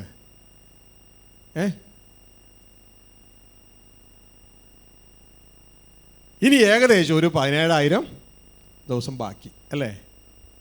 ഈ 17,000 ദിവസത്തിൽ എത്ര ദിവസം വിദ്യാഭ്യാസം എന്ന് പറഞ്ഞു കളഞ്ഞ്? സ്കൂളിലും കോളേജിലും പോയി അല്ലേ? 10ാം ക്ലാസ് വരെ പഠിച്ച് +2 പഠിച്ച് ഡിഗ്രിയും PG ഒക്കെ കഴിഞ്ഞ് 6,000-7,000 ദിവസം അത് കളഞ്ഞില്ലേ? ബാക്കി എത്ര ദിവസമുണ്ട്? 10,000 ദിവസം അല്ലേ? ഈ അത് 70 വയസ്സ് വരെ കിട്ടിയാലേ ഉള്ളൂ. ബാക്കി 10,000 ദിവസം. ഇനി ഇപ്പോൾ നിങ്ങളുടെ ജീവിതത്തിൽ എത്ര ദിവസം കഴിഞ്ഞു? എത്ര വർഷങ്ങൾ കഴിഞ്ഞു? ഏകദേശം 45-50 വയസ്സായി. ഇനിയിപ്പോൾ ബാക്കി എന്തോരം ഉള്ളൂ? 20 വർഷങ്ങളെ ഉള്ളൂ. 20-ൽ ഇതാ 3-1 പോയാൽ ഉറങ്ങാനുള്ളത് കഴിഞ്ഞിട്ട്. ഹല്ലേലൂയ. മനസ്സിലാവുന്നോ? ഇനി നിങ്ങളുടെ ജീവിതത്തിൽ 6,000-7,000 ദിവസങ്ങളേ ഉള്ളൂ ആകപ്പാടെ. ഇനി അത്ര നിങ്ങൾക്ക് ഉപയോഗിക്കാൻ പറ്റുള്ളൂ. അപ്പോൾ ഈ 6,000-7,000 ദിവസം ഇനി നിങ്ങൾക്കുണ്ടെന്ന് നിങ്ങൾക്ക് സമ്മതിക്കാമോ? അവർ പറഞ്ഞു ഈ കണക്ക് പ്രകാരം സമ്മതിക്കാം. തുടർന്നൊരു ചോദ്യം ചോദിച്ചു, ഈ 6,000 ദിവസത്തിൽ നിങ്ങൾക്ക് എത്ര ദിവസം വഴക്കിട്ടിരിക്കണം? ഈ 6,000 ദിവസമേ ഉള്ളൂ, അതോടുകൂടി നിങ്ങളിവിടുന്ന് തീരും. ഈ 6,000 ദിവസത്തിൽ നിങ്ങൾക്ക് എത്ര ദിവസം ഇങ്ങനെ ഭാര്യയും ഭർത്താവും തമ്മിൽ വഴക്കിട്ടിരിക്കണം? അതോ ഈ 6,000 ദിവസം സന്തോഷമായിട്ട് ജീവിക്കണോ? ഇപ്പോഴാണ് അവർക്കൊരല്പം ജ്ഞാനം കിട്ടാൻ തുടങ്ങി. ഞങ്ങൾക്ക് ആകപ്പാട് ഇത്ര ദിവസങ്ങൾ ഇനി ഭൂമിയിലുള്ളൂ. ഈ ദിവസങ്ങൾ ഞങ്ങൾ പരസ്പരം മിണ്ടാതെയും വഴക്കടിച്ചും ഇരിക്കുകയാണ്. കാരണം ഞങ്ങളുടെ സ്വകേന്ദ്രീകൃത ജീവിതം, ഞാനാണ് വലുതെന്ന് ഭർത്താവ്, ഞാനാണ് വലുതെന്ന് ഭാര്യ. ഈ കാര്യങ്ങൾ പറഞ്ഞപ്പോൾ അവർക്ക് മനസ്സിലായി, വചനം പറയുന്നത് പോലെ ജ്ഞാനമുള്ള ഹൃദയം ലഭിപ്പാൻ തക്കവണ്ണം നാളുകളെ ഒന്ന് എണ്ണിയപ്പോൾ കാര്യം ക്ലിയറായി. തുടർന്ന് അവർ രണ്ടുപേരും പ്രാർത്ഥനയോടെ പരസ്പരം ക്ഷമിക്കുവാൻ പറഞ്ഞു, പരസ്പരം വചനപ്രകാരം കീഴടങ്ങാൻ പറഞ്ഞു. നിങ്ങളുടെ വിവാഹ ദിവസത്തിൽ നിങ്ങൾ പരസ്പരം പറഞ്ഞ എഗ്രിമെൻ്റ്, ആ എഗ്രിമെൻ്റ് പ്രകാരം പരസ്പരം ഓരോരുത്തരും അനുസരിക്കുവാൻ പറഞ്ഞു. അത് പ്രകാരം അവർ ചെയ്തു. രണ്ടുപേരെയും കരങ്ങൾ ചേർത്ത് പിടിച്ചു പ്രാർത്ഥിച്ചു. ആ കുടുംബം ഒന്നായി. ശ്രദ്ധിക്കുക, സ്വാർത്ഥപരമായി നമ്മൾ ജീവിക്കുമ്പോൾ എപ്പോഴും കുടുംബത്തിൻ്റെ ഉള്ളിൽ സംഭവിച്ചുകൊണ്ടേയിരിക്കും. അപ്പോൾ ഇത് തിരിച്ചറിഞ്ഞ് ഇത് മെയിൻറ്റെയിൻ ചെയ്യാൻ പഠിക്കണം, നല്ലൊരു ടെക്നീഷ്യനെ പോലെ. Try. So pastor, after reaching that home, read this verse. He took both of them independently and read this verse, and both of them together and read this verse. And they engaged in an exercise to count the number of days. So a person's life is, as per the Bible, 70 or 80, and nowadays even that is discounted. But even if it's 70, the number of days is just 25,000. Out of that, he asked them how many hours do you sleep, which means that around 7,000 is spent on sleeping, and out of that, around 8,000 is spent on sleeping, and the remaining would just be 17,000 days. And then out of that, around 6,000 is spent on education, and finally what's remaining would be less than 10,000 days. And in this manner finally, moreover, they were 45 to 50 years, which means that they had only 20 years, 25 years left, and it should finally come out to be, if you discount the number of years for sleep in that 20-25 years, it would come out to be around 6,000, 7,000 days. And then pastor asked them a question: these 6,000 days, do you want to quarrel with each other? Do you want to live in conflict and without peace? Or do you want to live a happy life for these 6,000 years? And they finally came to their senses. Both of them joined hands and forgave each other. They remembered the vows that they made earlier and prayed with each other. And finally, they went back to a normal married life. Hallelujah. അപ്പോൾ ego ഉള്ളവർ ഒക്കെ ശ്രദ്ധിക്കേണ്ട ഒരു കാര്യം, ego ഇല്ലാത്തവരും നമ്മുടെ ജീവിതത്തിൻ്റെ ദിവസങ്ങളെ എണ്ണാൻ നാം പഠിച്ചാൽ നമ്മൾ ഈ വഴക്കിട്ട് നടക്കുന്ന പരിപാടി സ്റ്റോപ്പ് ചെയ്യും. എണ്ണാൻ പഠിക്കണം. ഇനി നമ്മൾ മനസ്സിലാക്കേണ്ട മറ്റൊരു കാര്യം, ലോകപ്രകാരമുള്ള വിവാഹത്തിൽ പുരുഷനും സ്ത്രീയും സ്വാർത്ഥര. പുരുഷനിൽ എന്തൊക്കെ ഇങ്ങോട്ടേക്ക് വലിച്ചെടുക്കാമെന്നാണ് നല്ലൊരു പങ്ക് സ്ത്രീയെ നോക്കണേ. അത് കിട്ടാതെ ആകുമ്പോഴാണ് തള്ളിക്കളയുന്നത്, empty ബോട്ടിൽ പോലെ. ഇതോടൊപ്പം തന്നെ സ്ത്രീയിൽ നിന്ന് എന്തൊക്കെ ഇങ്ങോട്ടേക്ക് വലിച്ചെടുക്കാമെന്ന് പുരുഷൻ നോക്കുന്നത്. മാക്സിമം വലിച്ചെടുക്കുന്നു, അത് കിട്ടാതെ ആകുമ്പോഴാണ് തള്ളിക്കളയുന്നത്. നമുക്ക് കാണാം, പലപ്പോഴും ന്യൂസ് പേപ്പറൊക്കെ നമ്മൾ വായിക്കുമ്പോൾ നമുക്ക് കേൾക്കാം, ഇതാ സ്ത്രീയിൽ നിന്ന് കിട്ടിയത് കുറഞ്ഞുപോയി, വീണ്ടും കിട്ടാൻ ആഗ്രഹിച്ചു, അതുകൊണ്ട് സ്ത്രീയിൽ നിന്ന് കിട്ടേണ്ടത് കിട്ടാൻ സ്ത്രീയെ പാമ്പ് കടിപ്പിച്ച് കൊല്ലുന്നു. അങ്ങനെ സ്ത്രീയുടെ സ്വത്തും കൂടെ സ്വന്തമാക്കാൻ ആഗ്രഹിക്കുന്നു പുരുഷൻ. ഇനി സ്ത്രീയെ സംബന്ധിച്ച് ഭർത്താവിൻ്റെ സ്വത്ത് സ്വന്തമാക്കാൻ വേണ്ടി ഭർത്താവിന് സ്നേഹപൂർവം മരുന്ന് കൊടുക്കുന്നു. കഷായത്തിൽ വിഷം കലക്കുന്നു. അങ്ങനെ ഭർത്താവിനെ കൊല്ലുന്നു. എന്തിനാണ്? ഭർത്താവിൻ്റെ ഉള്ളിലുള്ള വെള്ളതൊക്കെ ഇങ്ങോട്ടൊക്കെ പോരട്ടെ. ഇങ്ങനെ മനോഭാവം ഈ ലോക മനുഷ്യർക്കുള്ളപ്പോൾ നമ്മൾ ചെയ്യേണ്ടത്, ദൈവമക്കൾ, പുതിയ സൃഷ്ടിയിലേക്ക് കടന്നു വന്നവർ, അവർ സ്വകേന്ദ്രീകൃതരല്ല. അവർ യേശുവിനെ പോലെ ഗോഡ് സെൻറ്റേഡാ. ഹല്ലേലൂയ. അവർ ചെയ്യേണ്ടത് യേശുവിൻ്റെ അതേ രൂപമാണ്. യേശു ഈ ഭൂമിയിൽ വന്നു, മനുഷ്യർക്ക് കൊടുത്ത് കൊടുത്ത് കൊടുത്ത് ജീവിച്ചു. ദൈവം തന്നത് കൊടുത്തോണ്ടേയിരുന്നു. അവസാനം തനിക്കുണ്ടായത് വസ്ത്രവും ഈ മനുഷ്യർ ഊരിയെടുത്തു. അവസാന തുള്ളി രക്തം വരെ കൊടുത്തു. തൻ്റെ ജീവനും കൊടുത്തു. താൻ ഇവിടെ നിന്ന് കടന്നുപോയി. മറ്റുള്ളവനിൽ നിന്ന് വലിച്ചെടുക്കുവാനുള്ള പഴയ സൃഷ്ടിയുടെ മനോഭാവം വിട്ടിട്ട് മറ്റുള്ളവന് കൊടുക്കുവാൻ തക്കവണ്ണമുള്ള പുതിയ സൃഷ്ടിയുടെ മനോഭാവത്തിൽ നാം കുടുംബത്തിൽ ജീവിച്ചാൽ നമ്മുടെ കുടുംബത്തിൽ കലഹം ഉണ്ടാകത്തില്ല. So the reason why those couples were quarreling with each other was because of ego. Each of them, husband thought that he's greater than the wife, and the wife thought that she's greater than the husband, and they were not submitting to each other. And after we read this verse, they realized that what is wisdom. They realized a heart of wisdom and relented from that. Now coming back to the original reason, the important thing to realize is that in the old creation we are all self-centered. The husband is looking at what can he extract from this wife, and the wife is looking at what can be extracted from the husband. And when that extraction is over, they throw each other away. We have heard in news that, husband, after he got many things well from the wife, to get even further, he killed him using snakes. In the same manner, we have heard news about wife poisoning the husband. So this is the behavior of the old man that is self-centered. In the new creation, we should the remedy for this is to come to the new creation, and in the new creation you realize that you are God-centered and not self-centered. And our model here is our Lord and Savior Jesus Christ.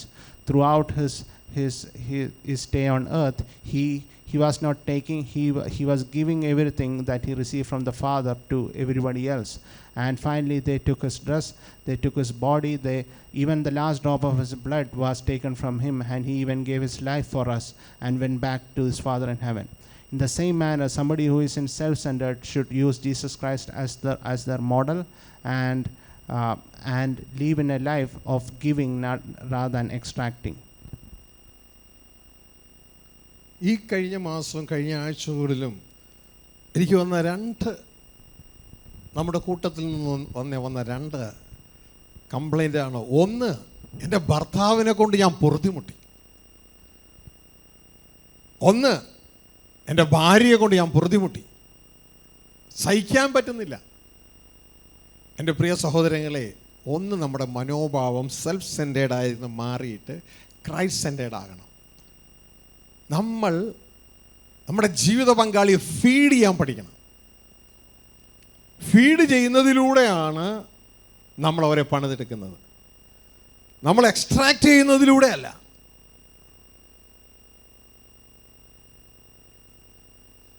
ഒരാൾ complaint ചെയ്തു, എൻ്റെ പശുവിന് പാലില്ല എന്ന്. അപ്പോൾ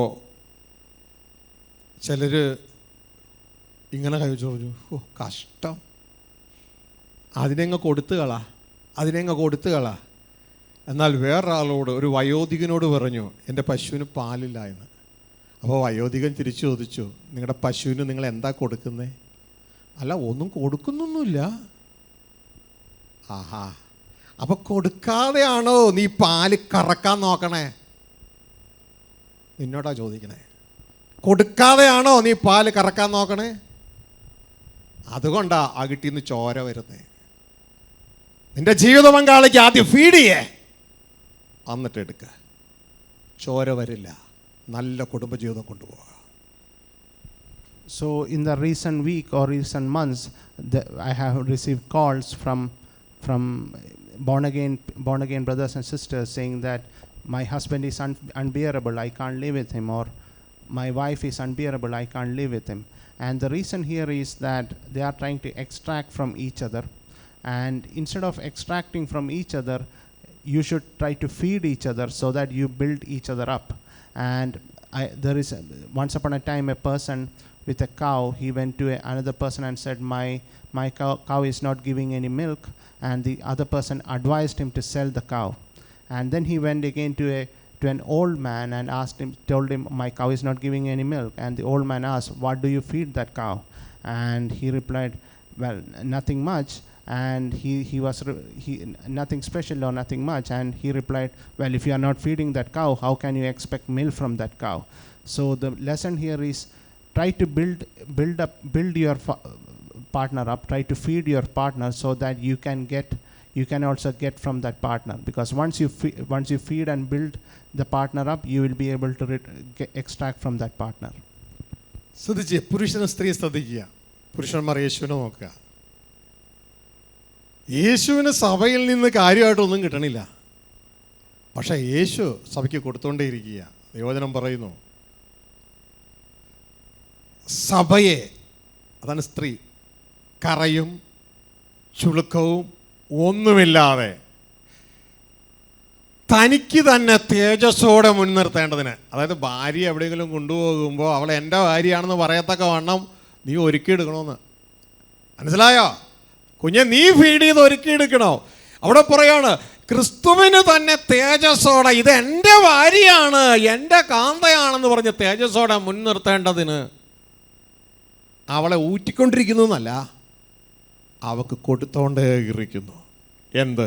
വചനം കൊടുത്തോണ്ടേ ഇരിക്കുന്നു. അവൾക്ക് ആശ്വാസം കൊടുത്തോണ്ടേ ഇരിക്കുന്നു. മനസ്സിലായോ?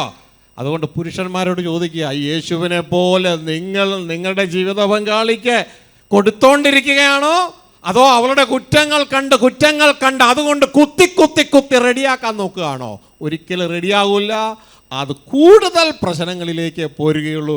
പകരം യേശുവിനെ പോലെ ഫീഡ് ചെയ്യേ, എന്നാൽ ഒരു നാൾ ഉപയോഗിക്കാം, ഫലമുള്ളതായി വരും. So to the men in this room, I ask them to look at Christ. In the heavenly couple that is Christ and the church, Christ is not getting anything from the church. He is continuously giving to the church. As the Bible says, he to prepare the church without any blemish for himself. That is, when you can take your wife with you to show everyone that my wife is so well composed. In the same manner, Christ is preparing his church by giving them everything he wants. He gives them word, he gives them everything. He gives them word of God, he gives them everything he wants. And in the same manner, husband should be ready to give to the wife and prepare the wife like that, rather than prepare them trying to poke holes on them and find their flaws and prepare them like that, because they will never be prepared by if you are poking holes. Hallelujah. സഹോദരന്മാരെ, മനസ്സിലാക്കുക, feed ചെയ്യാതെ വളരത്തില്ല. നിങ്ങൾക്കറിയാമോ, ഈ അടുത്ത് ഒരാൾ എന്നോട് പറഞ്ഞു, ഒരു പപ്പിക്കുഞ്ഞിനെ കണ്ടിട്ട് പറഞ്ഞു, അത് എല്ലും തോലുമായിട്ടിരിക്കുക, അതിൻ്റെ എല്ല് കാണാമെന്ന്. അപ്പോൾ തിരിച്ച് ഞാൻ പറഞ്ഞൊരു കാര്യം, അതിന് ഫീഡ് ചെയ്തിരുന്നെങ്കിൽ കുഴപ്പമില്ലായിരുന്നു. കാരണം ഒരു പപ്പിക്കുഞ്ഞിന് 4 ദിവസം ഫീഡ് ചെയ്യണം, ഭക്ഷണം കൊടുക്കണം. എന്നാൽ അഡൾട്ടായതിന് ഒരു പ്രാവശ്യം മതി. ഈ 4 പ്രാവശ്യം ഫീഡ് ചെയ്യേണ്ട പപ്പിക്കുഞ്ഞിന് ഒരു പ്രാവശ്യം കഷ്ടി ഫീഡ് ചെയ്താൽ അത് വളരത്തില്ല, അത് അങ്ങനെ തന്നെ ഇരിക്കും. ഇതേപോലെ ഭർത്താവ് ഭാര്യയ്ക്ക് ഫീഡ് ചെയ്യാതെ ഭാര്യ ശരിയാകുന്നില്ല എന്ന് പറഞ്ഞ് കംപ്ലൈൻറ്റ് ചെയ്തിട്ട് കാര്യം ഇല്ല. ഇതേപോലെ തന്നെ ഭാര്യ ഭർത്താവിന് ഫീഡ് ചെയ്യാതെ, എൻ്റെ ഭർത്താവ് ശരിയാകുന്നില്ല പാസ്റ്ററെ, എനിക്കിനി ആ മനുഷ്യൻ്റെ കൂടെ ജീവിക്കാൻ വയ്യെന്ന് പറഞ്ഞിട്ട് യാതൊരു കാര്യവും ഇല്ല. ആദ്യം നിൻ്റെ ഭർത്താവിന് ഫീഡ് ചെയ്യേ, വളർത്തിയെടുക്കുക. സദൃശവാക്യം 14:1 പറയാ, woman you are a builder. സ്ത്രീയെ, നീ പണിയുന്നവളാ. ഇവിടെ പറയുന്നു, അതുകൊണ്ട് അതിനെന്ത് വേണം? നേരത്തെ ആ കുടുംബത്തെ കറക്റ്റ് ചെയ്യാൻ ഉപയോഗിച്ച ജ്ഞാനം വേണം. ദൈവത്തിൻ്റെ വചനം പറയുന്നു, ജ്ഞാനം കൊണ്ട് ജ്ഞാനമുള്ള സ്ത്രീ തൻ്റെ ഭവനം പണിയുന്നു, ഭോഷത്വമുള്ളവളോ തൻ്റെ സ്വന്തം കയ്യാൽ അതിനെ പൊളിച്ച് കളയുന്നു. പൊളിച്ച് കളയല്ലേ, പണിതെടുക്കുക. അതുകൊണ്ട് പുരുഷൻ സ്ത്രീക്ക് ഫീഡ് ചെയ്യേ, സ്ത്രീ പുരുഷന് ഫീഡ് ചെയ്യേ, അല്ലാതെ ഉള്ളത് മുഴുവൻ വലിച്ചെടുക്കാൻ നോക്കല്ലേ പരസ്പരം. So it is important that if you are a husband that you feed your wife, because if you are not feeding your wife, how can you build? You will not be able to build her up, and what can you extract from her? In the same manner, it is important for wives to feed their husband, and because only by feeding your husband can you build him up and then extract from him. There is no point in calling pastor and crying that I cannot live with that person anymore. And in the book of Proverbs it says that the wise woman builds up her house, but a foolish woman tears it down. And women, you should realize that you are all builders, and you should feed your husband and build him up so that you can extract from him. ഒരിക്കലും ഒരു ഹസ്ബൻഡിനെ കുറിച്ച് ഞാൻ ഇങ്ങനെ കേട്ടു. ആ husband ഇങ്ങനെ പറഞ്ഞ് നടക്കുക, പിറുപിറുത്തോണ്ട് നടക്കുക,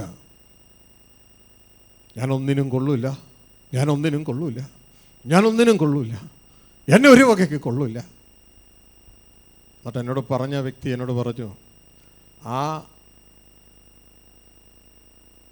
ഹസ്ബൻഡിൻ്റെ വൈഫ് ആ വ്യക്തിയെ വിളിച്ചിട്ട് പറഞ്ഞു, എടോ മനുഷ്യ, നിങ്ങളെ ഒരു ചുണ്ണാമ്പിനും കൊള്ളത്തില്ല, നിങ്ങളെ ഒരു കാര്യത്തിനും കൊള്ളത്തില്ല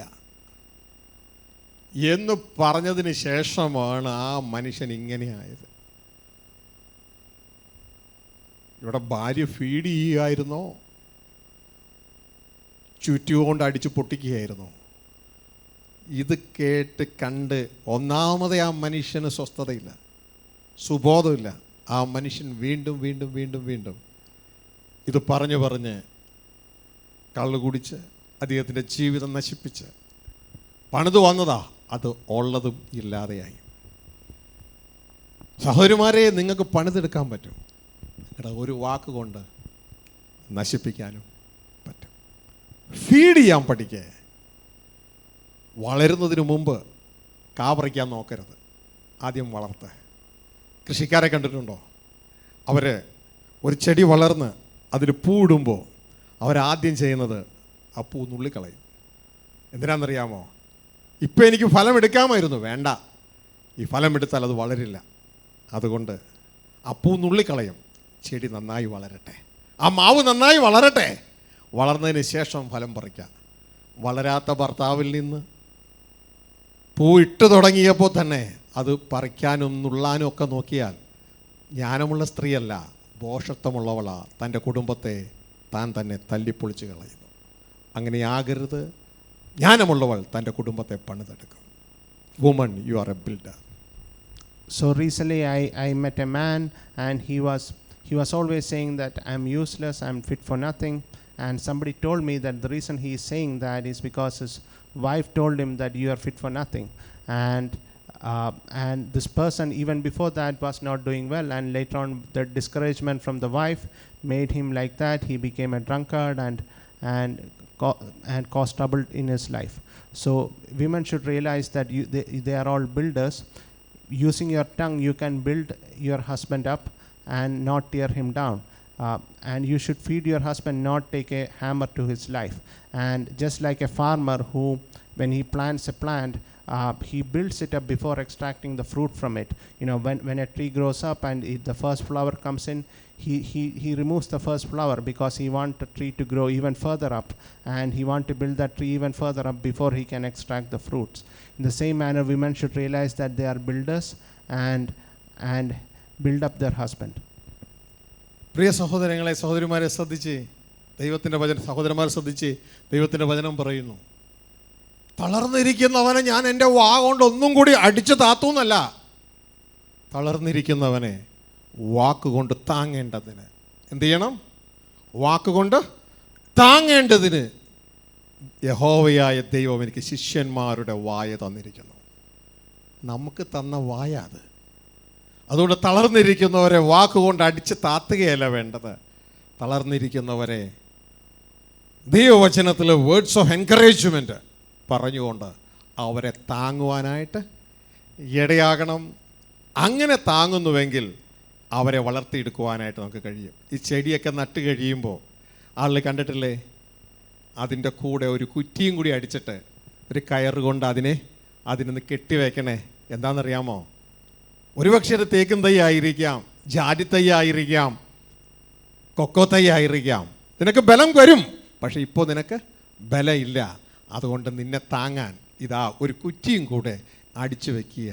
നമ്മൾ ഉള്ള കുറ്റിയും കൂടി ഊരിയിട്ട് ഉള്ളതും കൂടി അതിൻ്റെ മുകളിലേക്ക് ചാരിയാലോ അത് ഒടിഞ്ഞു പോകില്ലേ? അതുകൊണ്ട് തളർന്നിരിക്കുന്നവനെ വാക്കുകൊണ്ട് താങ്ങുവാൻ നോക്കുക, അതിനെ ഇടിച്ച് കളയരുത് സ്വന്തം വാ കൊണ്ട്. So the biblical method you should realize is that as the word of God says, to strengthen the weak, God has given me the tongue of a disciple. And in the same manner, the biblical method is to build up the weak and not to tear him down. And just like a plant that is not doing well, and the farmer puts a stick beside it so that and ties the plant to the stick so that the plant would grow up. Rather than that, if you remove that stick and beat that plant, it's already falling down. Now you will be falling it further. And in the same manner, you should focus on building people up. ഒരു പക്ഷേ നിങ്ങൾ ചോദിക്കും, എങ്ങനെയാണ് ബ്രദറെ ഒരു example എനിക്ക് പറഞ്ഞു തരാമോ?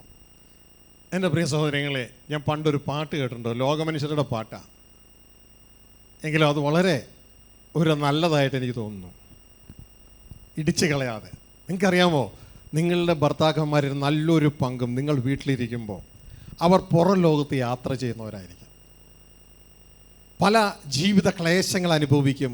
കൂട്ടുകാരിൽ നിന്ന്, യജമാനിൽ നിന്ന്, സാമ്പത്തികമായി പല ടെൻഷനുകളും, ജോലിയിലെ ടെൻഷനുകൾ പലതും അനുഭവിച്ചിട്ടായിരിക്കും വീട്ടിലേക്ക് കയറി വരുന്നത്.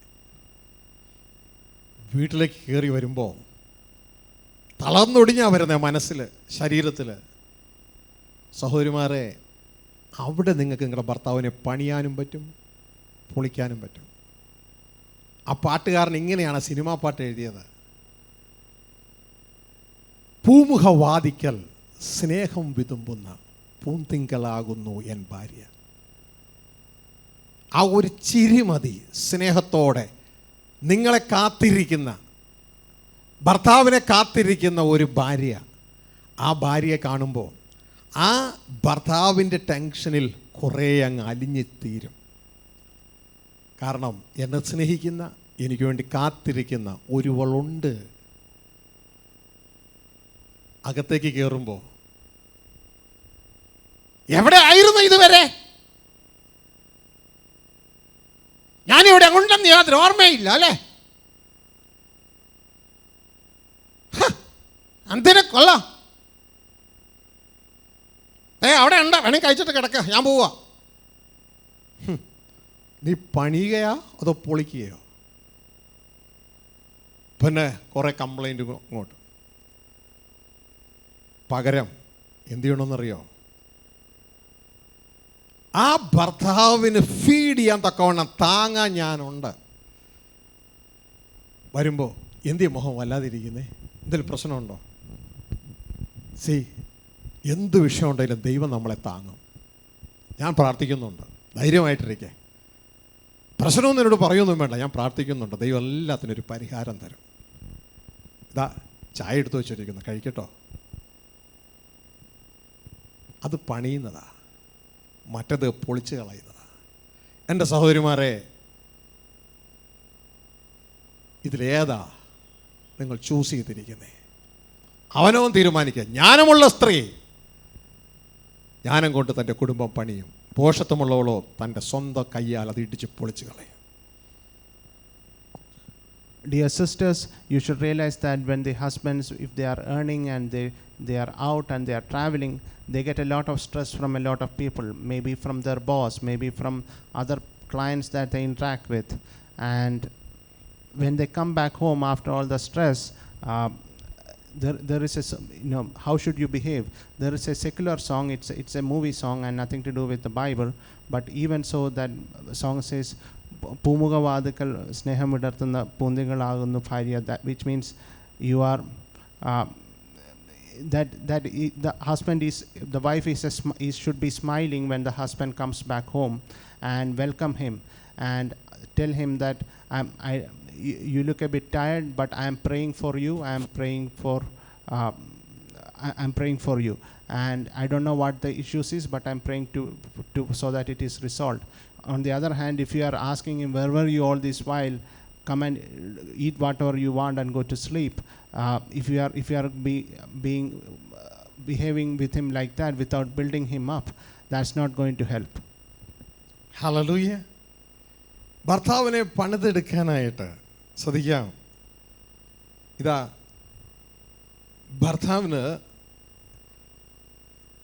ഭർത്താവിനെ ദൈവം ആക്കി വെച്ച സ്ഥാനം എന്ന് പറയുന്നത് ഹെഡായിട്ടാണ്. ഭാര്യ എന്ത് ചെയ്യുന്നറിയാമോ? ഭർത്താവിന് വാക്കുകൊണ്ട് തളർത്തരുത്. നിങ്ങളെ കാണുമ്പോൾ ഭർത്താവ് സന്തോഷിക്കണം. കാരണം നിങ്ങളുടെ ഇരുണ്ട മുഖമല്ല കാണേണ്ട,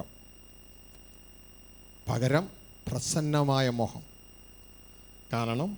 അതാണ് പറഞ്ഞത്, പൂമുഖവാദിക്കൽ, ആ നല്ല മുഖം ഓക്കെ കാഴ്ചവെച്ചിട്ട്.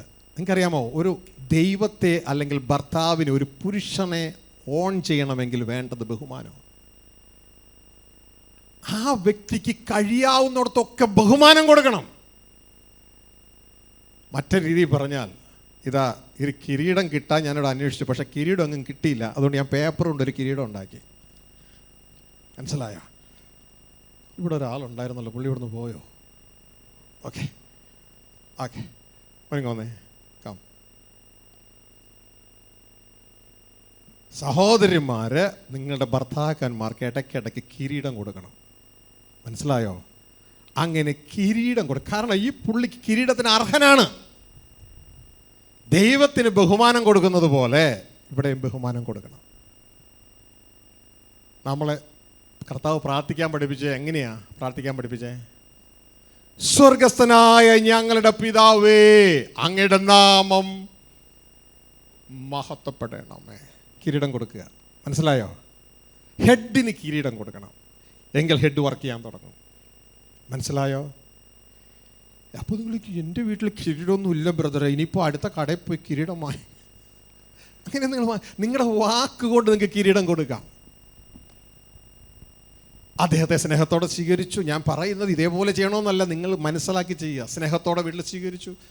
ഭക്ഷണം കഴിച്ചുകൊണ്ടിരുന്നപ്പോൾ കിരീടം കൊടുക്കുന്ന രംഗമാണ്. ആ കിഴക്കേലെ മൊയ്തുക്ക വന്നിരുന്നു, ഇന്നിന്ന കാര്യങ്ങളൊക്കെ പറഞ്ഞു. എന്നോടത് ചെയ്യാൻ പറഞ്ഞു. ഞാൻ പറഞ്ഞു ഞാൻ ചെയ്യില്ല, എൻ്റെ ഹസ്ബൻഡിനോട് ചോദിച്ചിട്ട് വേണം ഇതൊക്കെ ചെയ്യണമെന്ന് ഞാൻ പറഞ്ഞു. കണ്ട കിരീടം ചെന്ന പോക്ക് കണ്ട, കിരീടം പോയ പോക്ക് കണ്ട. ഹസ്ബൻഡിനോട് ചോദിച്ചിട്ട് വേണം അതൊക്കെ ചെയ്യണമെന്ന് ഞാൻ മൊയ്തുക്കനോട് പറഞ്ഞു. അപ്പോൾ ആർക്കാ റെസ്പെക്റ്റ് വന്നേ? ഹസ്ബൻഡിന് റെസ്പെക്റ്റ് വന്നാണ്ട. അല്ലാണ്ട് ഹവ്വ ചെയ്യുന്ന പോലെ പോയി ചെയ്യരുത്. ഹവ്വ പോയി ചെയ്ത പോലെ ചെയ്യരുത്. പിശാച് പറഞ്ഞത് അത് കഴിച്ചാൽ നീ ദൈവത്തെ പോലെ ആകും. എൻ്റെ ഹസ്ബൻഡിനോട് ചോദിക്കട്ടെ എന്നൊന്നും പറഞ്ഞില്ല. പുള്ളിക്കാരത്തിന് നേരെ അതങ്ങ് പറിച്ചു. ഹസ്ബൻഡിന് കിരീടം ഇല്ലെന്ന് മാത്രമല്ല, ഈ പുള്ളിക്കാരത്തി ദൈവം പറയാണ്, നീ എൻ്റെ ആദത്തെ നീ വലയിലാക്കിയല്ലേ, അതുകൊണ്ട് നീ ജീവിതകാലം മുഴുവൻ വേദനയോടെ മക്കളെ പ്രസവിക്കും. ഹല്ലേലൂയ. അപ്പോൾ പുരുഷന് കിരീടം കൊടുക്കാൻ പഠിക്കണം. അങ്ങനെയെങ്കിൽ ആ ദൈവത്തിന് മഹത്വം കൊടുക്കുമ്പോൾ ദൈവം ഫങ്ഷൻ ചെയ്യുന്നത് പോലെ പുരുഷനെ സ്ത്രീ കിരീടം കൊടുക്കാൻ പഠിച്ചാൽ പുരുഷൻ വർക്ക് ചെയ്യാൻ തുടങ്ങും. തിരിച്ചറിയണം. ഹല്ലേലൂയ. ഗോ അഹെഡ് മോനെ. So dear sisters, one of the things you should realize is that to build up a man, to turn on a man, one of the important thing is to give him respect. And when he comes back home, you should welcome him with a smile and give him a crown, just like what was demonstrated here, where pastor gave brother a crown made of paper. Now you may be wondering, where can I get a crown? Well, you need not create actual crowns. You can create crowns through words. For example, you can say, that Moiduka, our neighbor, came and asked us to do such and such things. I told him that I'll have to speak with my husband and ask my husband before I do anything. And saying that is a crown given to the husband at that time. And you should always honor your husband and give them crowns like that. Don't be like Eve, who when Satan the serpent asked her to eat the fruit, she did not consider her husband, rather ate it and gave it to her husband after that, and stealing God's property for herself. So don't be like that. You should honor your husband and give them a crown. പിള്ളേർ വന്ന് എന്നോട് പറഞ്ഞു ഇന്നതൊക്കെ ചെയ്യണമെന്ന്. ഞാൻ പറഞ്ഞു ചായ കുടിക്ക്. ഞാൻ പറഞ്ഞു കളി തമാശയായിട്ട് പറയുന്നെങ്കിലൊക്കെ യാഥാർത്ഥ്യമാണ്.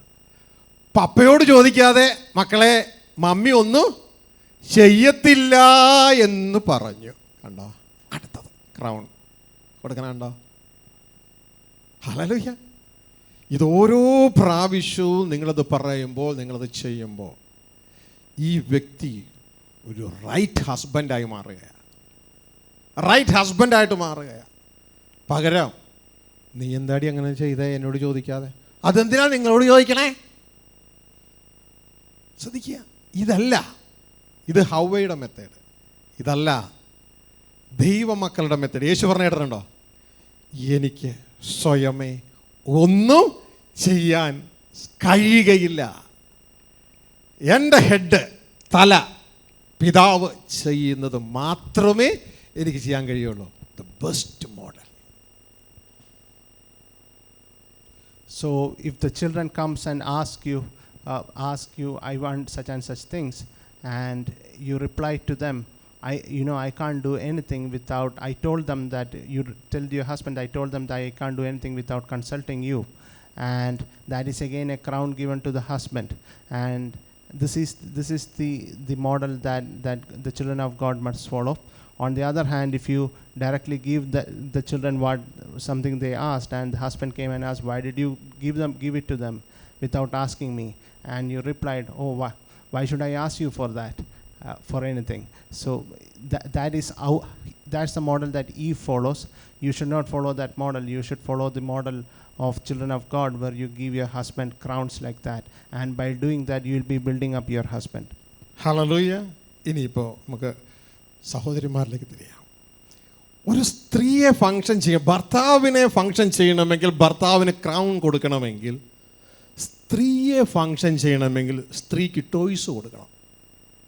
ശ്രദ്ധിക്കുക, കളിപ്പാട്ടങ്ങൾ കൊടുക്കണം. അപ്പോൾ നിങ്ങൾ ചിന്തിക്കും, ഈ കളിപ്പാട്ടങ്ങൾ കുട്ടികൾ കളിക്കുന്ന കളിപ്പാട്ടങ്ങൾ പോലെയാണോ? അല്ല, വാക്കുകൾ കൊണ്ടുള്ള കളിപ്പാട്ടങ്ങൾ.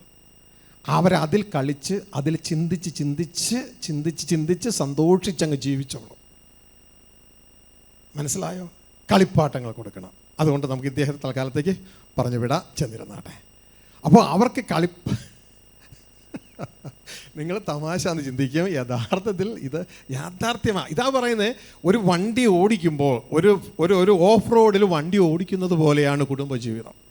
അത് ചില സമയത്ത് 2 വീലിൽ പോകാം, ചില സമയത്ത് 4 വീലിൽ പോകാം, ചില സമയത്ത് ലോഡ് ഗിയറിൽ പോകണം, ചില സമയത്ത് ബ്രേക്ക് ഇടണം, ചില സമയത്ത് ആക്സിലേറ്റർ കൂട്ടണം എന്നതൊക്കെ പോലെ തന്നെയാണ് കുടുംബജീവിതം കൊണ്ടുപോകുന്നത്.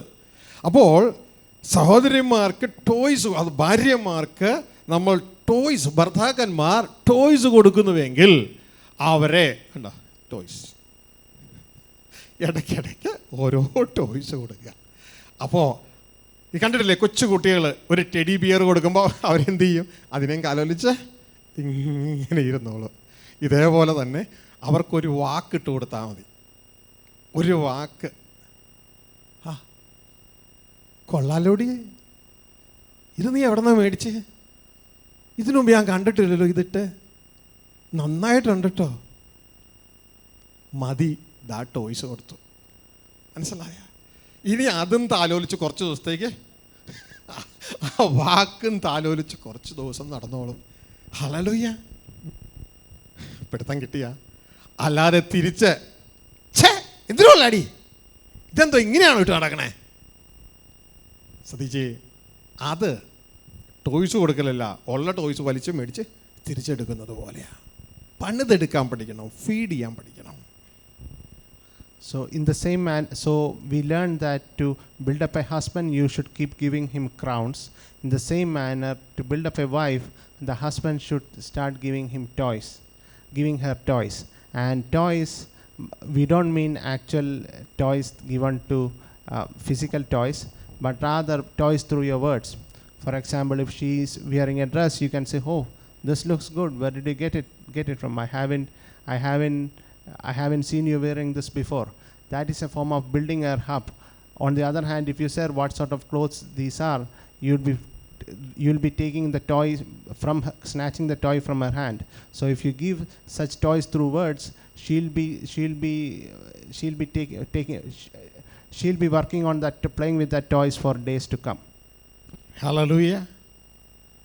വീണ്ടും ടോയ്സ് കൊടുക്കാം. പല രീതിയിൽ ടോയ്സ് കൊടുക്കുക. ഒരു എക്സാമ്പിൾ പറഞ്ഞു തരുന്നേ ഉള്ളൂ. ഇതാ വീട്ടിൽ പലരും ഉണ്ടാക്കിയ പലതും ഇരിക്കുന്നു. അവരോട് ചോദിക്കുകയാണ്, കഴിഞ്ഞ ദിവസം നീ ഉണ്ടാക്കിയ സാധനമില്ലേ, അത് കുറച്ചും എടുത്തോ, എന്താ കഴിക്കാൻ. അപ്പോൾ ഭാര്യയുടെ ചിന്തയിൽ പലരും ഉണ്ടാക്കിയത് അകത്തിരിക്കുന്നുണ്ട്. പക്ഷേ എൻ്റെ ഭർത്താവിന് വേണ്ടത് അതൊന്നും അല്ല, ഞാൻ ഉണ്ടാക്കിയതാണ് എൻ്റെ ഭർത്താവിന് വേണ്ടത്. അടുത്ത ടോയ്സ്. മനസ്സിലായോ? ഹല്ലേലൂയ. അതും താലോലിച്ച് പുള്ളിക്കാരത്തി നടന്നോളും. ഹല്ലേലൂയ. ഓരോരുത്തരുടെയും സൈക്കോളജി ദൈവം വെച്ചിരിക്കുന്ന ആ വ്യവസ്ഥ നാം മനസ്സിലാക്കണം. യേശുക്രിസ്തു സഭയ്ക്ക് ഫീഡ് ചെയ്യുക. ക്രിസ്തു നമുക്ക് ദൈവത്തിൻ്റെ വചനങ്ങൾ തരുമ്പോൾ നമുക്ക് സന്തോഷമല്ലേ? നമ്മൾ അതും താലോലിച്ച് നടക്കുകയല്ലേ?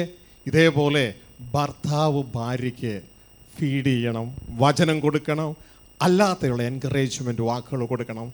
അതിനുശേഷം തെറ്റുകളുണ്ടെങ്കിൽ തിരുത്തി കൊടുക്കാൻ മടി കാണിക്കരുത്.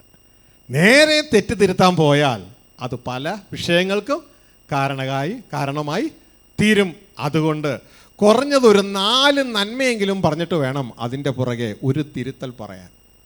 അപ്പോൾ വലിയ അപകടമൊന്നുമില്ലാതെ തിരുത്തുവാനായിട്ട് കഴിയും. അല്ലാണ്ട് കുറവ് മാത്രം പറഞ്ഞ് തിരുത്താൻ പോയാൽ അത് അപകടത്തിലേക്ക് വഴി തുറക്കുവാൻ ഇടയാകും. യേശുക്രിസ്തുവിൻ്റെ മെത്തേഡ് ഇങ്ങനെയാണ്. വെളിപ്പാട് ദിവസം നമുക്ക് കാണാം, നീ ഇന്നത് ചെയ്ത് നന്നായി, നീ ഇന്നത് ചെയ്ത് നന്നായി, നീ ഇന്നത് ചെയ്ത് നന്നായി, നീ ഇന്നത് ചെയ്ത് നന്നായി, എങ്കിലും നിനക്ക് ഒരു കുറവുണ്ട്. മനസ്സിലായോ? നല്ലതുകൾ പറഞ്ഞ് അതിൻ്റെ പുറകിൽ ആ കുറവും കൂടി പറഞ്ഞാൽ അവരെ കറക്റ്റ് ചെയ്യുവാൻ അല്ല, നമ്മളെ എല്ലാവരെയും കറക്റ്റ് ചെയ്യുവാൻ അത് കാരണമായി തീരും.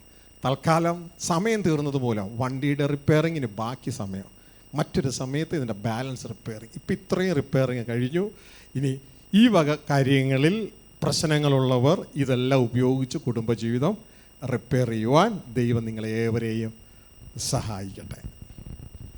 Another example would be if there are multiple dishes and curries at your house, and if the husband says, and these curries were made by some different people, and if the husband says, hey, that particular dish made by you, can you bring it out?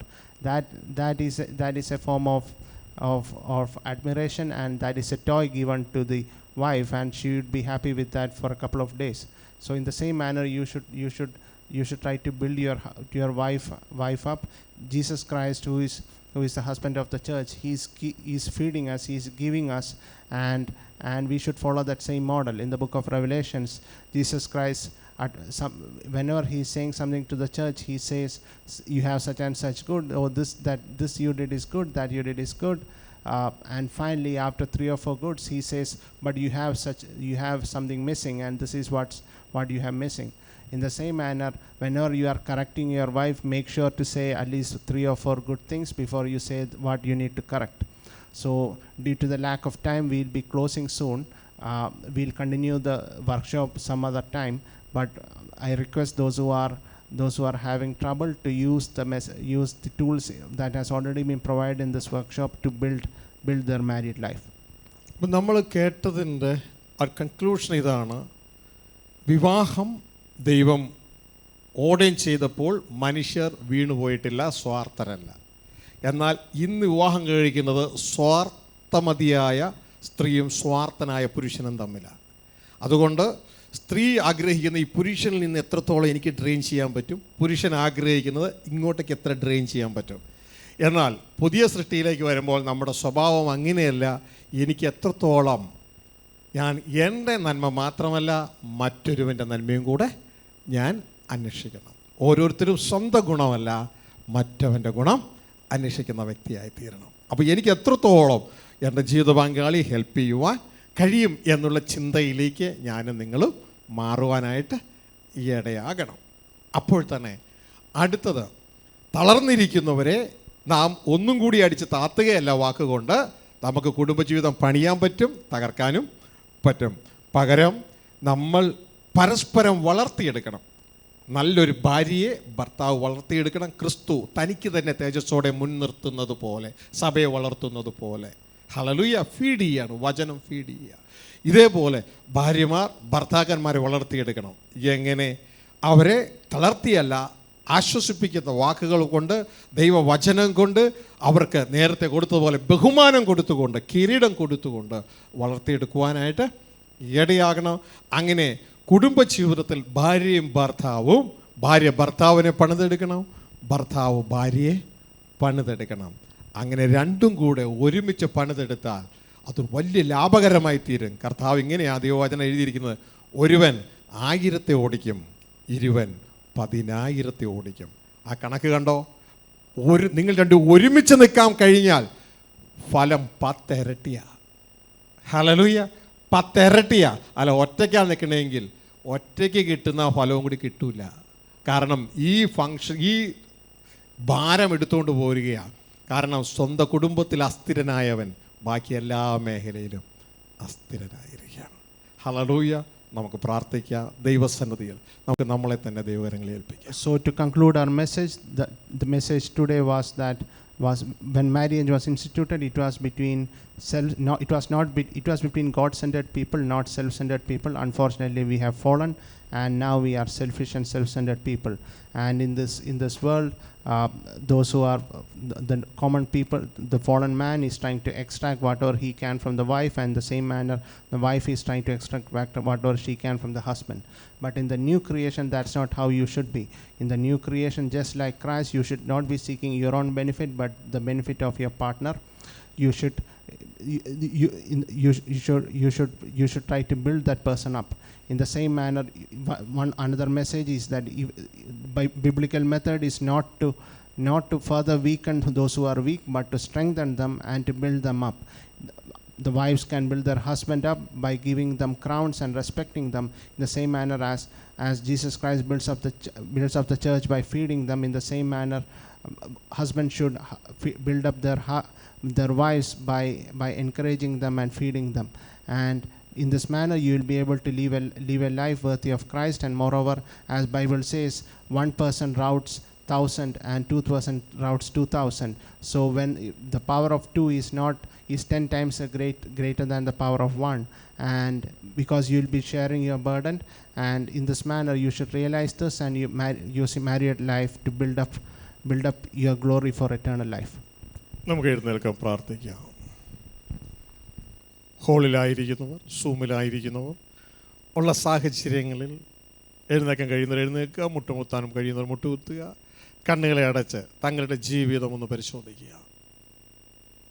എൻ്റെ ജീവിതം ഇതിൽ എവിടെയാണ് നിൽക്കുന്നത്? ഞാൻ ജ്ഞാനം കൊണ്ട് പണിയുന്നവനാണോ, പണിയുന്നവളാണോ, അതോ തകർക്കുന്നവനാണോ, തകർക്കുന്നവളാണോ ഭോഷത്വം കൊണ്ട്?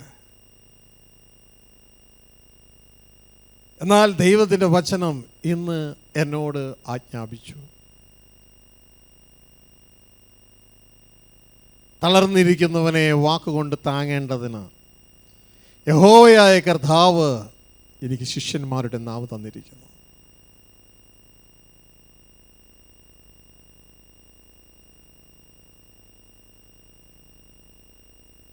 അതുകൊണ്ട് എൻ്റെ വാഗുകൊണ്ട് ഞാൻ പൊളിച്ചു കളയുന്നവനാകരുത്, പണിതെടുക്കുന്നവനാകണം, എടുക്കുന്നവളാകണം.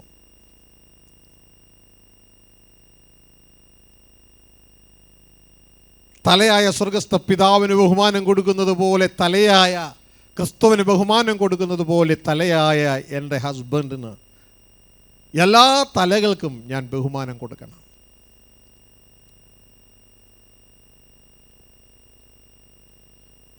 ശരീരമായി നിയമിക്കപ്പെട്ടവർ തലയ്ക്ക് കീഴടങ്ങിയിരിക്കണം.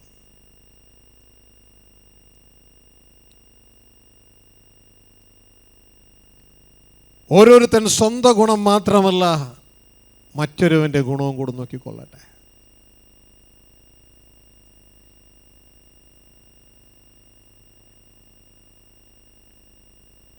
എൻ്റെ ജീവിത പങ്കാളിയെ പണിതെടുക്കേണ്ടത് എൻ്റെ ഉത്തരവാദിത്തമാണ്.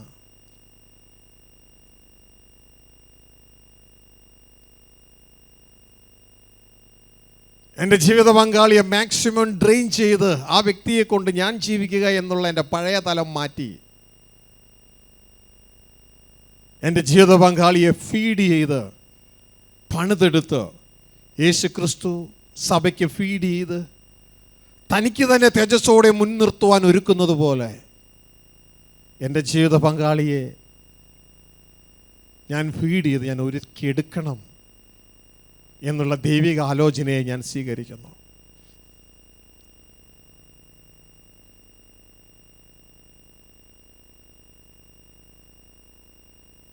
സമർപ്പിക്കുന്ന മക്കൾക്കായി സ്തോത്രം.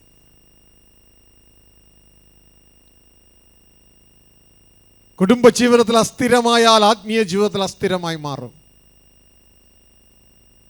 അതുകൊണ്ട് കുടുംബജീവിതം ദൈവവചനപ്രകാരം സ്ഥിരമാകുവാൻ, വളരുന്നതായി തീരുവാൻ, പണിയപ്പെടുന്നതായി തീരുവാൻ ഏൽപ്പിച്ചു കൊടുക്കുക. സ്വകീയ പിതാവേ, പിശാച് താറുമാറാക്കുന്ന, തലതിരിച്ച് കളയുന്ന ഈ മണ്ഡലത്തിൽ അങ്ങയുടെ കുഞ്ഞുങ്ങളുടെ കുടുംബങ്ങൾ, അങ്ങ് കൊടുത്ത കുടുംബങ്ങൾ പണിയപ്പെടുവാൻ ഏതൊക്കെ രീതിയിലാണ് പണിയുവാൻ അങ്ങ് ആഗ്രഹിക്കുന്നത് എന്നുള്ളത് ആദ്യ ഡോസ് അങ്ങ് കൊടുത്തതിനായി നന്ദിയോടെ സ്തോത്രം. പ്രിയ നല്ല പിതാവേ, ഈ മക്കളെ ഏവരെയും ഹോളിലും ചാരത്തും ദൂരത്തും സൂമിലൂടെയും ഇപ്പോഴും തുടർന്നും ഒക്കെ ഈ സന്ദേശം ശ്രവിക്കുന്ന എല്ലാ മക്കളെയും അങ്ങയുടെ കരങ്ങളിലേക്ക് ഏൽപ്പിക്കുന്നു. അവരെല്ലാവരും അങ്ങാൽ ഉപദേശിക്കപ്പെട്ടവരും അങ്ങയുടെ വഴിയിൽ നടക്കുന്നവരും അങ്ങയുടെ നാമത്തിന് മഹത്വം തരുന്നവരുമായി തീരുവാൻ അങ്ങ് സഹായിക്കണമേ എന്ന് പ്രാർത്ഥിക്കുന്നു. അവരുടെ എല്ലാ കുടുംബജീവിതങ്ങൾ അങ്ങയുടെ വചനത്തിലൂടെ മനോഹരമായി തീരുവാൻ അങ്ങടിയാക്കണമേ എന്ന് പ്രാർത്ഥിക്കുന്നു. അതിലെല്ലാം ഉപരി ഈ കുടുംബജീവിതങ്ങൾക്ക് നഷ്ടമാകാതെ, നരകകരമായി തീരാതെ ലാഭകരമായി തീരുവാൻ, അതുവഴി നിത്യമായ ജീവിതത്തിൽ അനേക സമ്പാദ്യങ്ങളും തേജസ്സുമുള്ളവരായി തീരുവാൻ ഞങ്ങളെ സഹായിക്കണമേ എന്ന് പ്രാർത്ഥിക്കുന്നു. ഒരുവൻ ചെയ്യുന്ന പണിയേക്കാൾ 10 ഇരട്ടി ഇരുവർ ചേരുമ്പോൾ ചെയ്യപ്പെടുമെന്നുള്ള ബൈബിൾ തിരുവചനം ഞങ്ങളുടെ ഓർക്കുന്നു. പ്രിയ നല്ല പിതാവേ, അങ്ങയുടെ നാമത്തിൽ ഈ മക്കളെ ഏവരെ അനുഗ്രഹിക്കുന്നു. അങ്ങയുടെ ജീവനും സമാധാനവും ക്രിസ്തുവെ ഞങ്ങൾക്ക് നൽകിയത് ഈ മക്കളിൽ കൽപ്പിക്കുന്നു. ഇവരെ അതിനായി അനുഗ്രഹിക്കുന്നു. ഇവരുടെ വ്യക്തിപരമായ ജീവിതം, കുടുംബജീവിതം, എല്ലാ ഓഫീസ്, ബിസിനസ്, കൃഷിമണ്ഡലങ്ങൾ, അതിലെല്ലാം ഉപരിയായി ഇവരുടെ ആത്മീക ജീവിതം, കുടുംബജീവിതം എല്ലാം അനുഗ്രഹിക്കപ്പെടട്ടെ. ശരീരത്തിൽ രോഗികളായിരിക്കുന്നവർ, രോഗമുള്ള ഭാഗങ്ങൾ കരങ്ങളെ വെച്ചാട്ടെ.